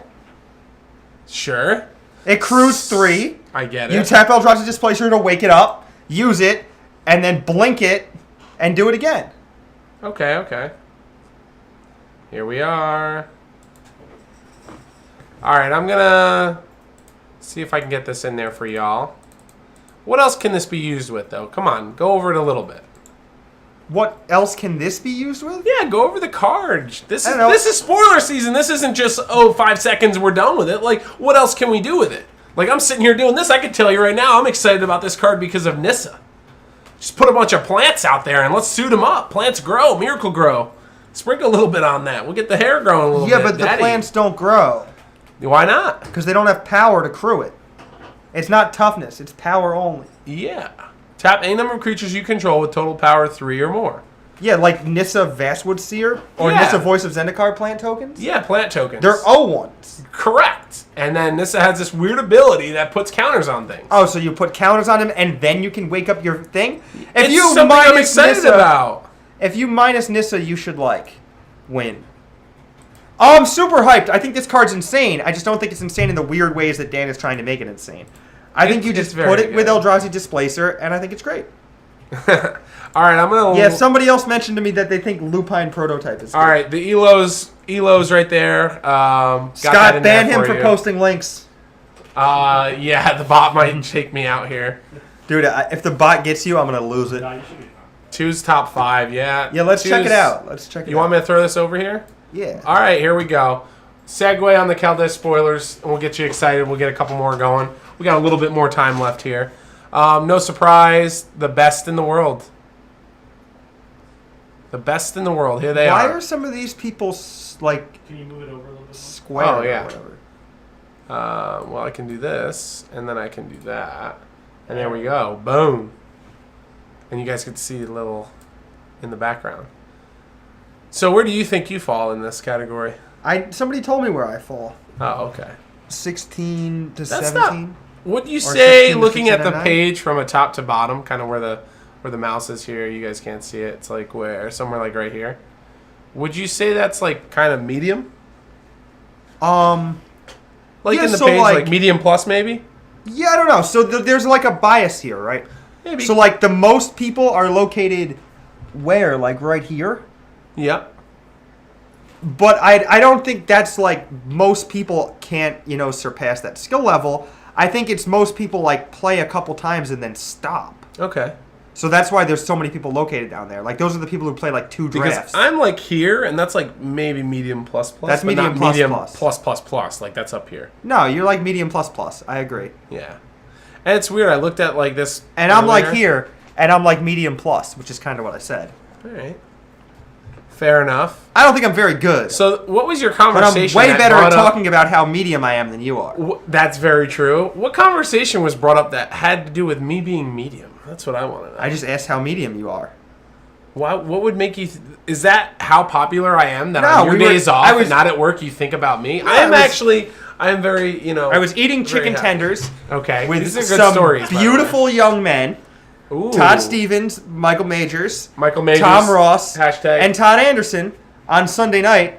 We were at a hotel bar. They had just watched BBD Win Worlds. I had watched BBD Win Worlds on my phone while I was durdling around the site. Okay. I headed over, and these people were, they were reveling and Bedlam reveling. eating some food. Yeah. Okay. And I said, "How medium are you?" And I answered the question. I said, "I think I'm medium plus at Magic and medium plus plus at Life." Okay. And they just nodded, and they're like, "Okay, that's good." And it was just like this Todd Anderson medium scale or whatever. Okay. I'm listening. It's pretty I'm still- great. This That's is just interesting basically to me. it. Oh, but I'm wondering how I came up. Like I could understand. Well, why I was would asked this you. question. I And? didn't ask how I thought you were. Oh, okay. And then I came back and I did my job like I'm doing right now. And in my head popped this question Fired. of how medium are you? Okay, I thought you guys were like having dinner and We talking weren't about talking how about medium- you. Don't flatter yourself. Well, if I wanted to do that, I would just put my name here. We talked about you a little bit like the night before because we were like, I was just looked me telling up. Majors how good the show is. Boom. You know what killed me? The Pro Tour killed me. But go ahead. Go on with the majors. Don't get distracted. I want to hear this. I don't understand that. Yeah. Oh, that's just not you. Yeah.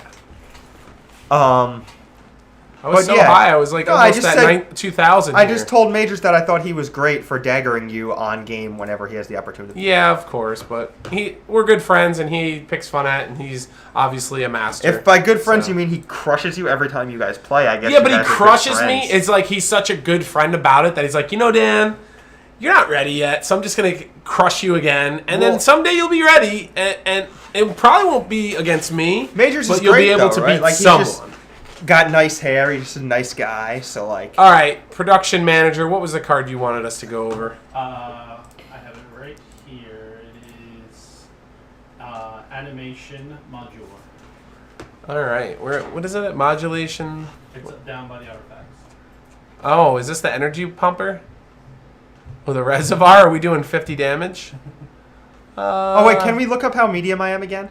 Where did the We thing definitely go? can. Animation. Let's talk about animation modular, and then we will talk about how medium Kevin is, because that makes me feel really Much great. better about yourself. Yeah. Except you just lose to me a lot. So Well, they say like in poker, good players are good versus good players, and like they don't play good versus bad players because they don't know how they're going to be. So maybe that's it. yeah.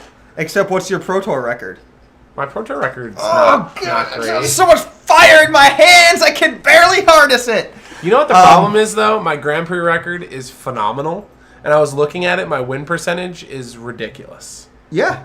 Ridiculous. Not good. Ridiculous. Your win percentage at a Grand Prix is ridiculous. Yeah, here. I don't All doubt right. it. Let's talk about this card, then we'll get back into Oh, some sorry. more. Let's go back and Whenever forth. We're one getting or more distracted. +1/+1 counters are placed on a permanent you control, you may pay 1.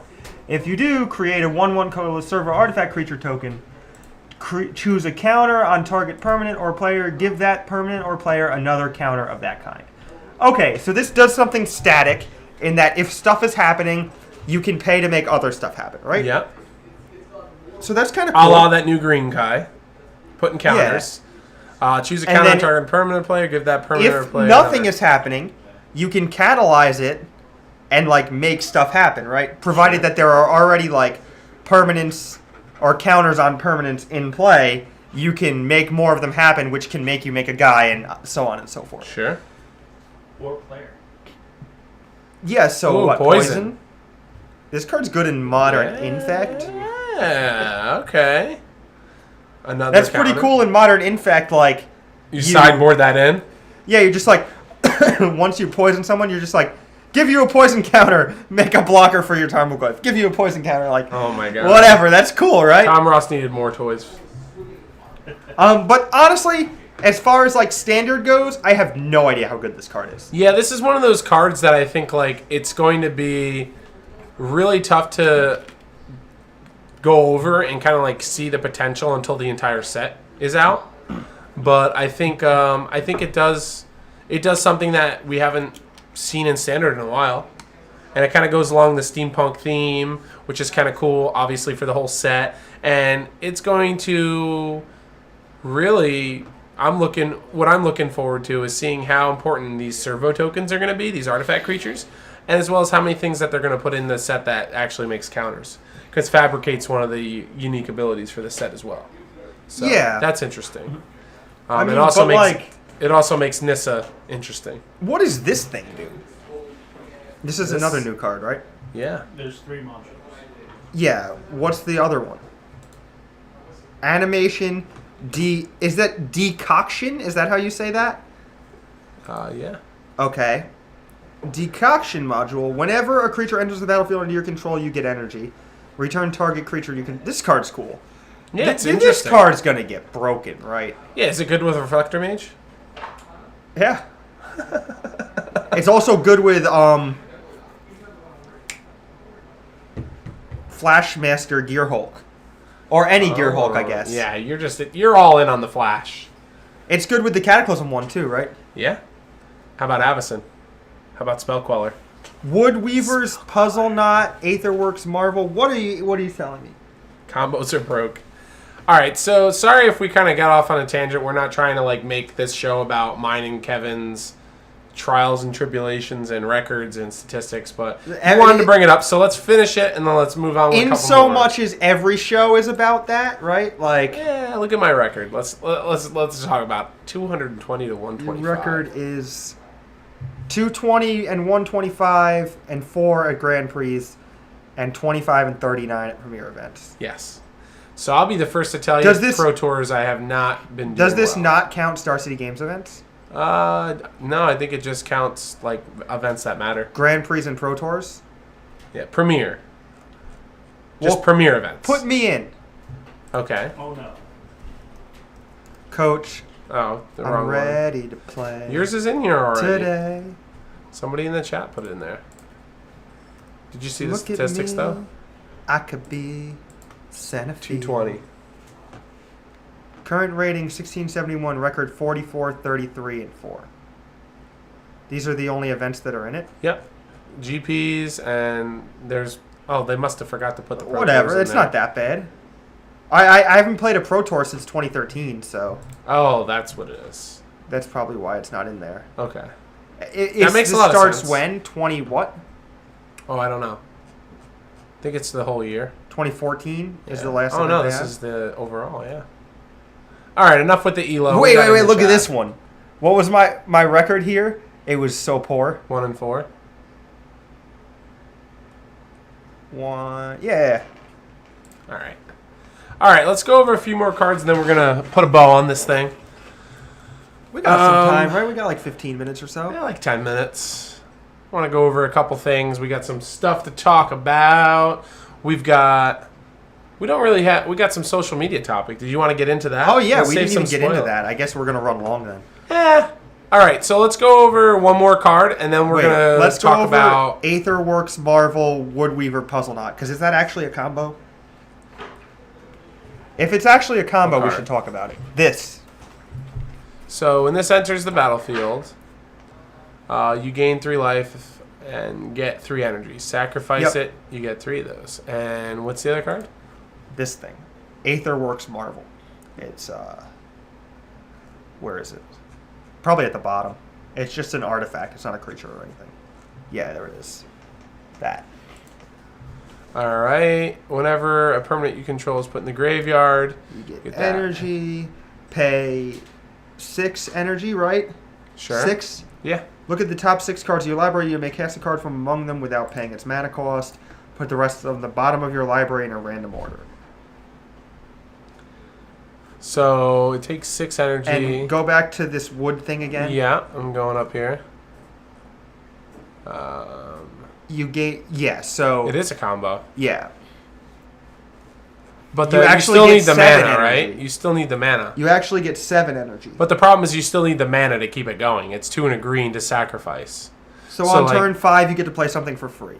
Yeah, I wouldn't. It's definitely if they have a way that you can turn energy into mana, then we Turn might have energy something. back into mana. It Yeah. just breaks it open. Right? Yeah, I think so too. You go like some infinite? kind of altar, like Kaldesh's altar or something like that. Yeah. Pay 6 energy. Get how much mana? Because then you start to figure out how much mana it's actually worth, right?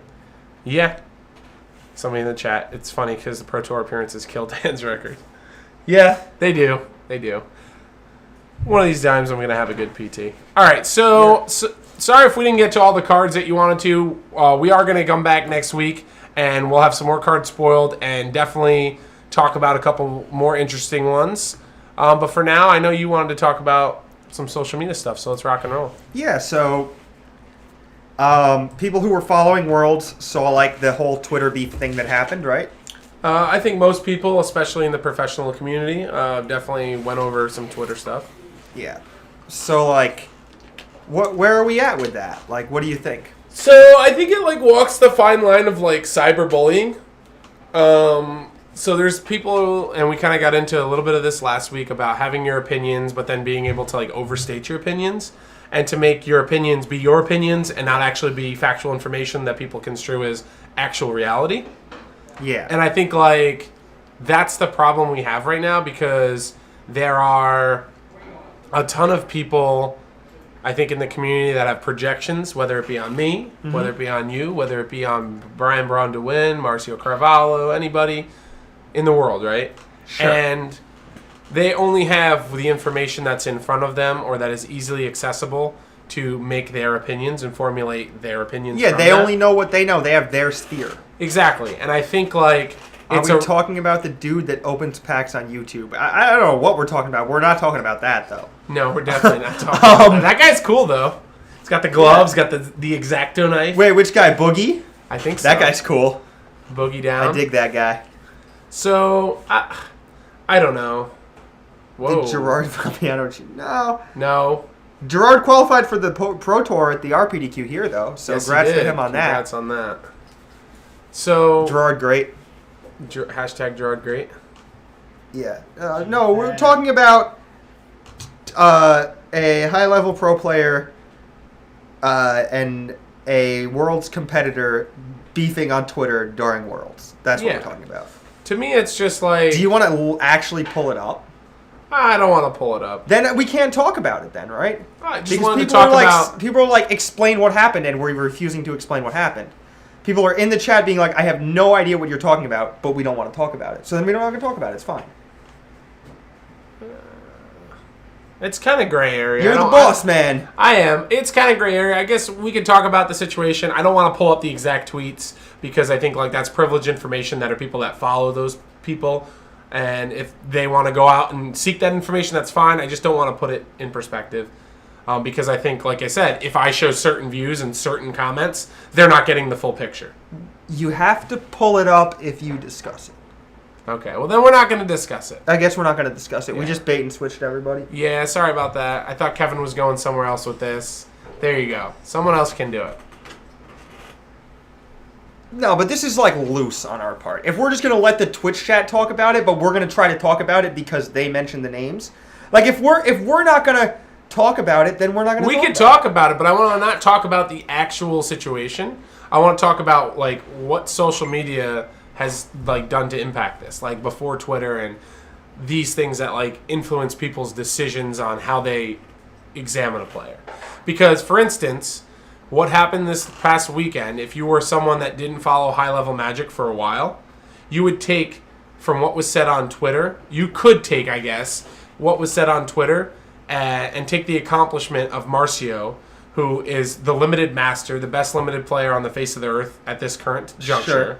and someone that has done and did extremely well this year and had a heck of a tournament, maybe the tournament of his life at Yeah. Worlds, and all of that is kind of like taken away from him by certain people bringing up the fact that, you know, their personal opinions on him. And I'm not saying that what people say is wrong because, you know, there was a couple instances where there was some definitely fishy things. Is it There a was personal opinion or is it a fact? Like what? Was he Hey, appreciate the follow. Thanks a lot. ever disqualified from a Magic tournament for cheating? And To be banned? honest with you, I believe he was DQ'd for I 6 months. know he was DQ'd. DQ'd and banned are not the same thing. Yeah, well, I agree, but they I usually know go he hand was in hand. You get DQ'd. DQ'd, then you get banned. Yeah, I don't doubt that he's reformed, but like there was a DQ relating to like having a Hornet Queen underneath his playmat that didn't get shuffled back into his deck or something, right? Yes, that's what happened. But then there was another Another before one that. Yeah, there was a ban. He didn't get banned for from the Hornet Queen. thing. Yes, No, I didn't think that, so. Exactly.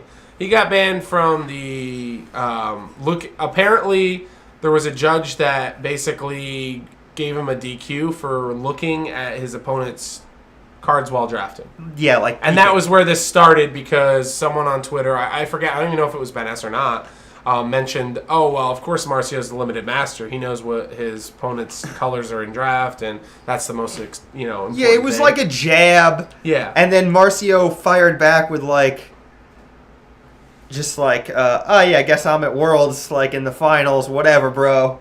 Yeah. In as many words. Yeah. And, like, talked him back, and then it just kept going back and forth.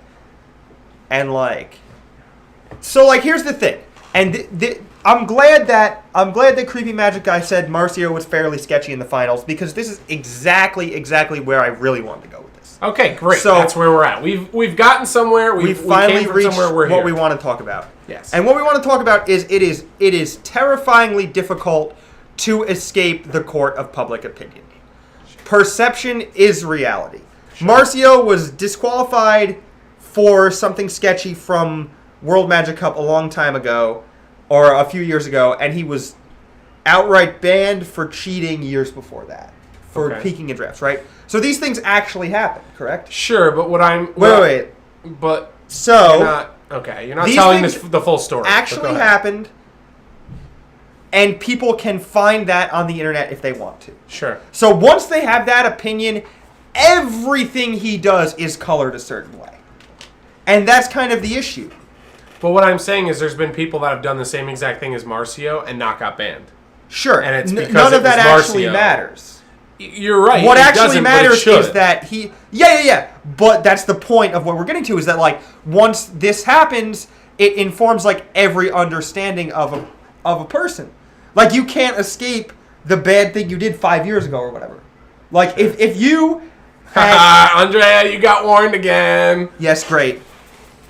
So, like, say, have you ever had an opponent that caught you at the wrong time? Maybe you were, like, I don't know, like, having a bad day or whatever. Maybe, have you ever been salty to someone you played against before? Definitely. 100%. Absolutely, right? I mean, I have to. I have to. We all have, I'm sure. You're talking to a person who has flipped a table after a game of Magic the Gathering. Okay, sure. So, yes, you could say that I've had I'm nowhere near that person now, but in my younger, crazier days, wilder days, I have definitely had a situation where that's happened, so go ahead. But, like, your opponents who you were salty to, most of them, if they have limited interaction with you, are only going to remember you for your worst experience. Definitely. It's impossible. It's not impossible. It's very difficult to transcend the court of public opinion. It's very hard to be remembered to have been remembered for something negative and transcend that and be remembered for something positive, because everyone is like evaluating you with, like, dark colored glasses on or whatever if you've done something wrong, like, so first thing, Andrea, we'll try to get Nightbot removed because me and Kevin do need to eat at the end of the day, and we need your donations. We love you. We need it. And Scooter, if I'm playing versus Alex, I think I actually know Alex fairly well now, and I do think that I will be more hawkish, if you will, toward Alex or Jared or anyone that is proclaimed as, like, a definite cheater, Humphreys, any of these players. But it's not something where I'm overly worried. My opinion is going to be maybe surprising. I'm not. If Bertoncini's in my event, I assume he's not cheating at all. I assume he's following all the rules. I'm not going to watch him any more than I would watch anyone else. If I'm playing against Jared Betcher the day he gets unbanned, I'm not going to watch him shuffle. If I mulligan to 5, I'm not going to assume he cheated me. If they're in the tournament, I personally think everything is fine until proved otherwise. Okay. If Wizard says this person is allowed to play, I do not assume this person is cheating. When Marcio played Avacyn that got reflector maged before he was allowed to. BBD did the same thing though, and that's Listen why. to me. Okay. I didn't think he did it on purpose. I didn't think he was Yeah. shooting. I didn't think he was sketchy. I thought he messed up. I've done it before. We've all done it before. Sure, and the games are just so crazy. It's so complicated. Yeah. Whatever. Yeah. I'm not going to assume the worst. So here's something that But I think the general public opinion is always going to assume the worst. If someone is in the chat playing an SCG Open, playing in a GP or whatever, they're just going to, the chat is always going to assume, oh, that person played 2 lands. Oh, cheating. Oh, then it's on Reddit 5 minutes later and it's over. And that person is getting skewered. You have not done what before? You never made a game rules violation? Damn. You're an insane person. Also, you're probably just lying. Of course everybody's made a game rules violation. Or you played like 7 matches of Magic in your life, and you died on turn 3 in all of them. If you've never made a GRV, like, what are you trying to say? Yeah, there are things that happen. It just happens. So I've got something that I don't know if you've heard about, but because I'm friends with them, I definitely saw it. That might blow your mind. Sure. So, and this goes back to, we're kind of looping this around in the social media and basically how people view certain players and their distinctions on them. So during the finals, they did a thing where they went to each of the camps. They went to Brian's camp and they got Brad there and Jerry and everyone's getting excited, right? And then they went to Marcio's camp and you see Willie sitting there with PV and Thiago. And during the match, Willie, I don't know if you saw this, he tweeted out, he was asked because of the chat to remove himself, PV, and Thiago from the front row of the theater because they were giving hand signals. I heard about that. That is the most ludicrous thing ever. And if you were going to bow down to a chat that thinks that that's happening, Did and they you're sitting actually there, remove them? Yes, and you're sitting there with 2 Hall of Famers of your game in the front row, and you think that they would actually do that? That is like absurd to me. Like it's just ridiculous. So, Andrea, you brought up a good point. They both were tired. They both were a little sloppy in that game. The board states were crazy. And as you could say, like Marcio kind of joked at it after he did the Avacyn. Brian tried to play one again, and Marcio goes, "We each have one," and he kind of smiled at Brian. It was like a cool little quirky juncture that they both. And Brian's like, "Yeah, we each have one," because they both tried to do So it. Tiny Sad Robos says, everyone has made a violation, but humans are very adept at inferring intent, which has everything to do with this. I agree that it has a lot of things to do with this, but I don't think anyone is very good at inferring intent. And I think if you consider yourself to be good at inferring intent, you are setting yourself up to misjudge a lot of people a lot of the time. Sure. I think if you say, oh, I catch every cheater who ever cheats against me. If you say, oh, my opponent was definitely cheating against me, I'm only going to 5 twice. You know what? Accept the fact that you lost. Please accept the fact that you lost. You can grow as a player so much more by blaming yourself than you ever can by blaming other people. And you know what? If someone cheats against me, I'm fine with it. And that sounds crazy. Yeah. I mean, sure, I don't want it to happen. I don't want them to be punished.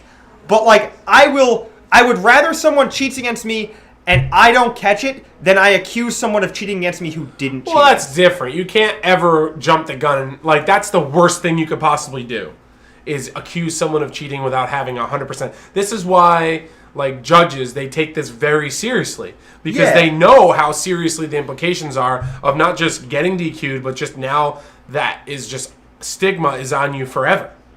Like, God forbid, like, you ever actually cheated. You'd never live that down in the Magic community. No, just no, like people nobody will would. never. Exactly, and that's what I'm saying. And that's why it's like, man, I think you're crazy as far as like the people cheating against you. I think you should just play your game and I don't not worry about want it. people to get away with cheating. I'm not saying I support like a community of cheating. I'm just saying that like I play Magic to like outsmart my opponent. And if you want to like stack my deck and get over on me that way, whatever, man. You need it more than I do. You know what I'm saying? I Like, get that. I don't understand the pathology to doing it. I mean, I understand the pathology to do it from a psychological perspective, but like I don't understand why.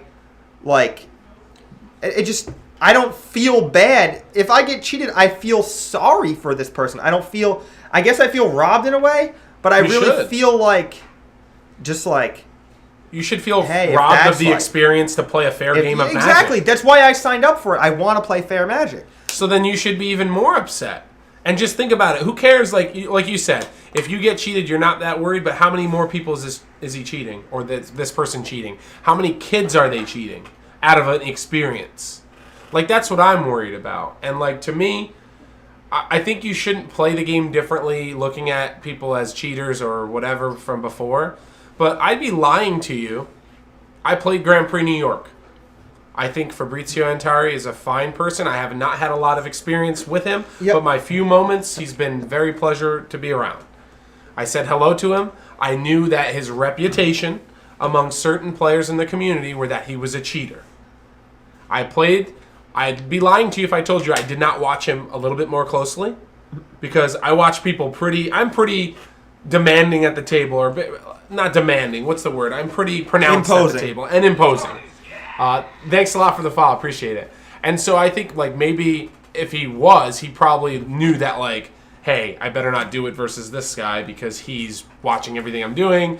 He's not somebody that's, like, new to the show on this. He's going to be able to pick up on it. Whatever was the case. Yeah. And then, I didn't treat him differently because of that outlook. I just played a normal game of Magic, went on to beat him, and then this came out after the tournament. It was just, like, crazy to me that, like, man, maybe, thank God I was watching him so closely, because all it would have taken was for me to be laxed in, like, maybe, like, 1 second to look a different way or say hi to somebody walking in the aisle.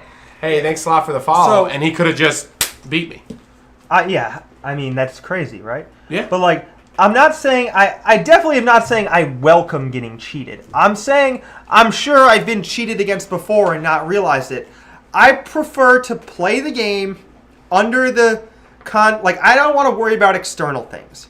Of course. You shouldn't change the way you're playing. Yeah. Hey, thanks a lot for the follow. I don't want to even concern myself with that, because once you go down that hole, it's so deep, how are you ever going to get back up? Sure. Right? Like, how are you going to, if you assume every single person you play is cheating against you, then what do you have no But you respect shouldn't. for, like, the tournament circuit, or what? But you shouldn't do that. But I mean, like, there's things you should do as a Magic so why player. watch specific people? No, you, Don't change your pattern against anyone. But if they're a known cheater, You then shouldn't keep a hand because you're playing against Owen and you need to get lucky to win.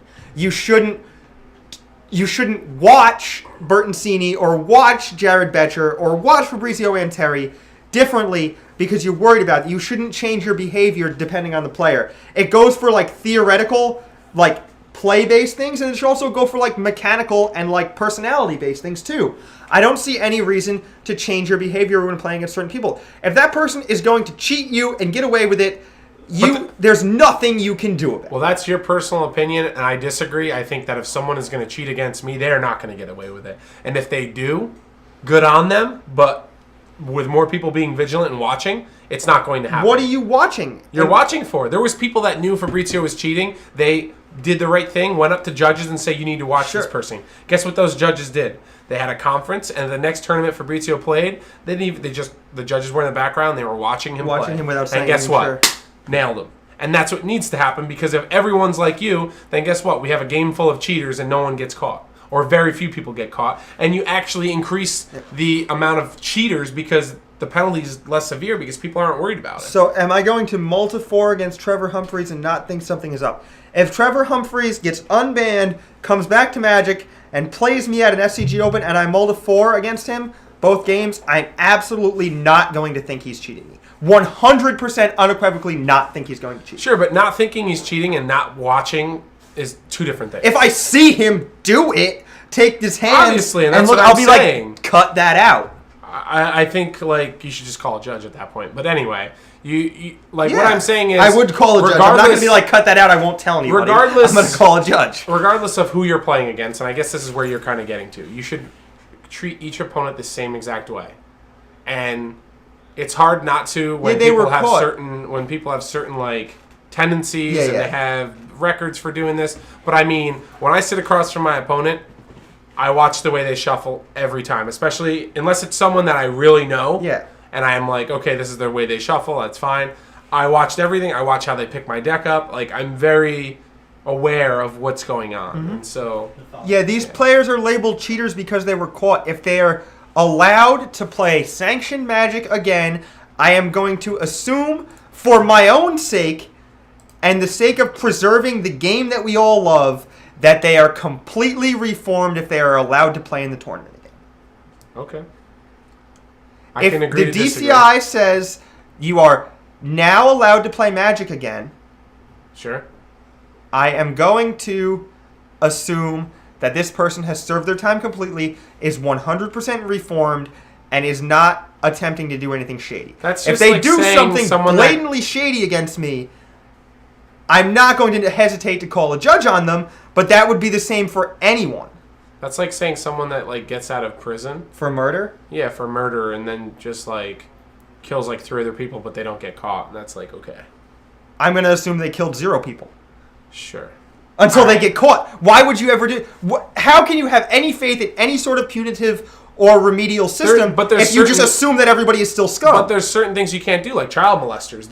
They have to locate where they're at. They have to be certain yards away from schools. They have to check Just like the potential for recidivism with like a thing like that is way higher than and normal. I'm saying that this is the same thing. Then every cheater should be banned forever and ever and ever. Well, you can't. Or not, and draw a freaking line. Sure. Draw a line somewhere. But that can't happen, and I'm not disagreeing with you. I'm just saying that Wizards isn't going to do that. If they're not going to be banned for life, and then I'm going to assume that they are clean. And if they are not clean, then that is not my fault. It's all the people who let them back in the game's fault, and it's not and their fault for cheating again. It's not my fault that they are cheating when they're allowed to play sanctioned Magic. Don't make me change the way I approach the game. I definitely am not comparing cheaters to child molesters, so I'm just comparing the example here. And yes, people can play online, so take it down a notch. Did you make him anxious? I'm making him anxious? Good. I think. That's the greatest part about you guys. You guys are so different. It's just... I'm anxious all the time, so if you're watching this and you're getting anxious, I think I'm doing something right. All right, well, this conversation was pretty good. I think we got a lot out there. We now know how I now know. Stop. Do you really want to stop? I know now how you feel about cheating, and I think we've kind of like brushed into that topic. So I it's think pretty that I think everybody doesn't like cheating. I don't think there's anybody in Magic who would admittedly say they like cheating, right? good. I don't think so either. So but it's also not my job, right? Like my job is to play the game the best I can and clean. Sure. And like I'm not going to go ahead and like assume all my opponents are cheating. Like there was someone in the chat that said, quote, I assume all my opponents are assholes.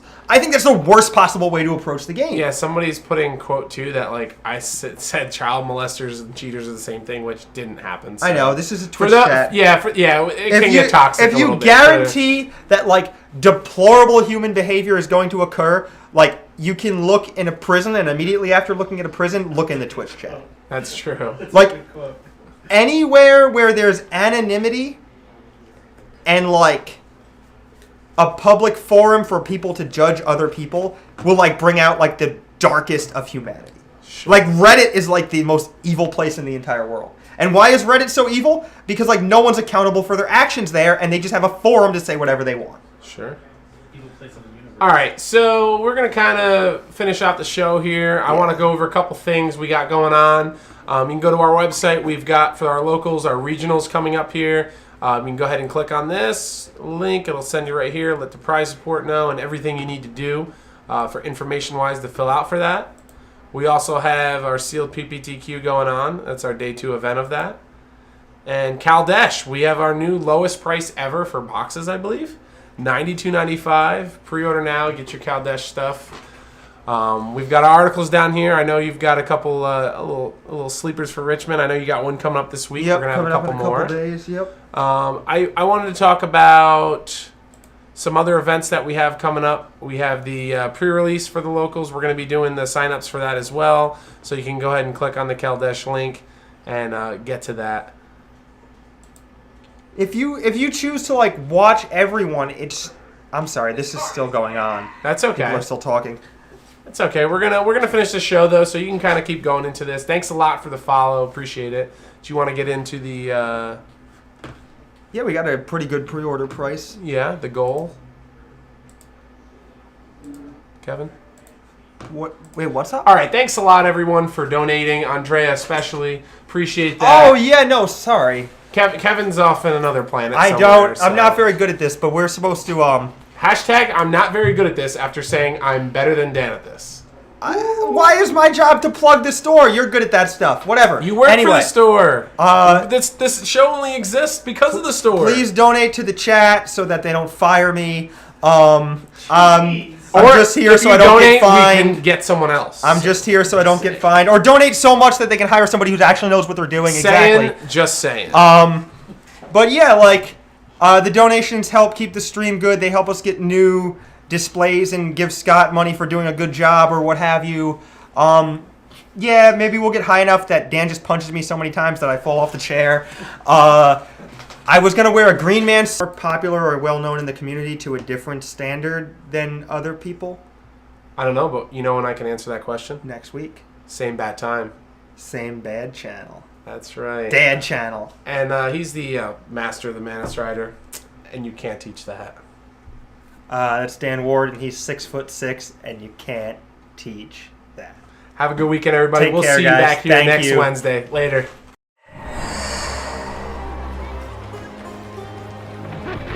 People of Kaladesh, whether you hail from distant fields or greenbelt towns or from our great city centers, this is your time. The Kaladesh Inventors Fair invites you, our best and brightest, to share your ingenuity with the world.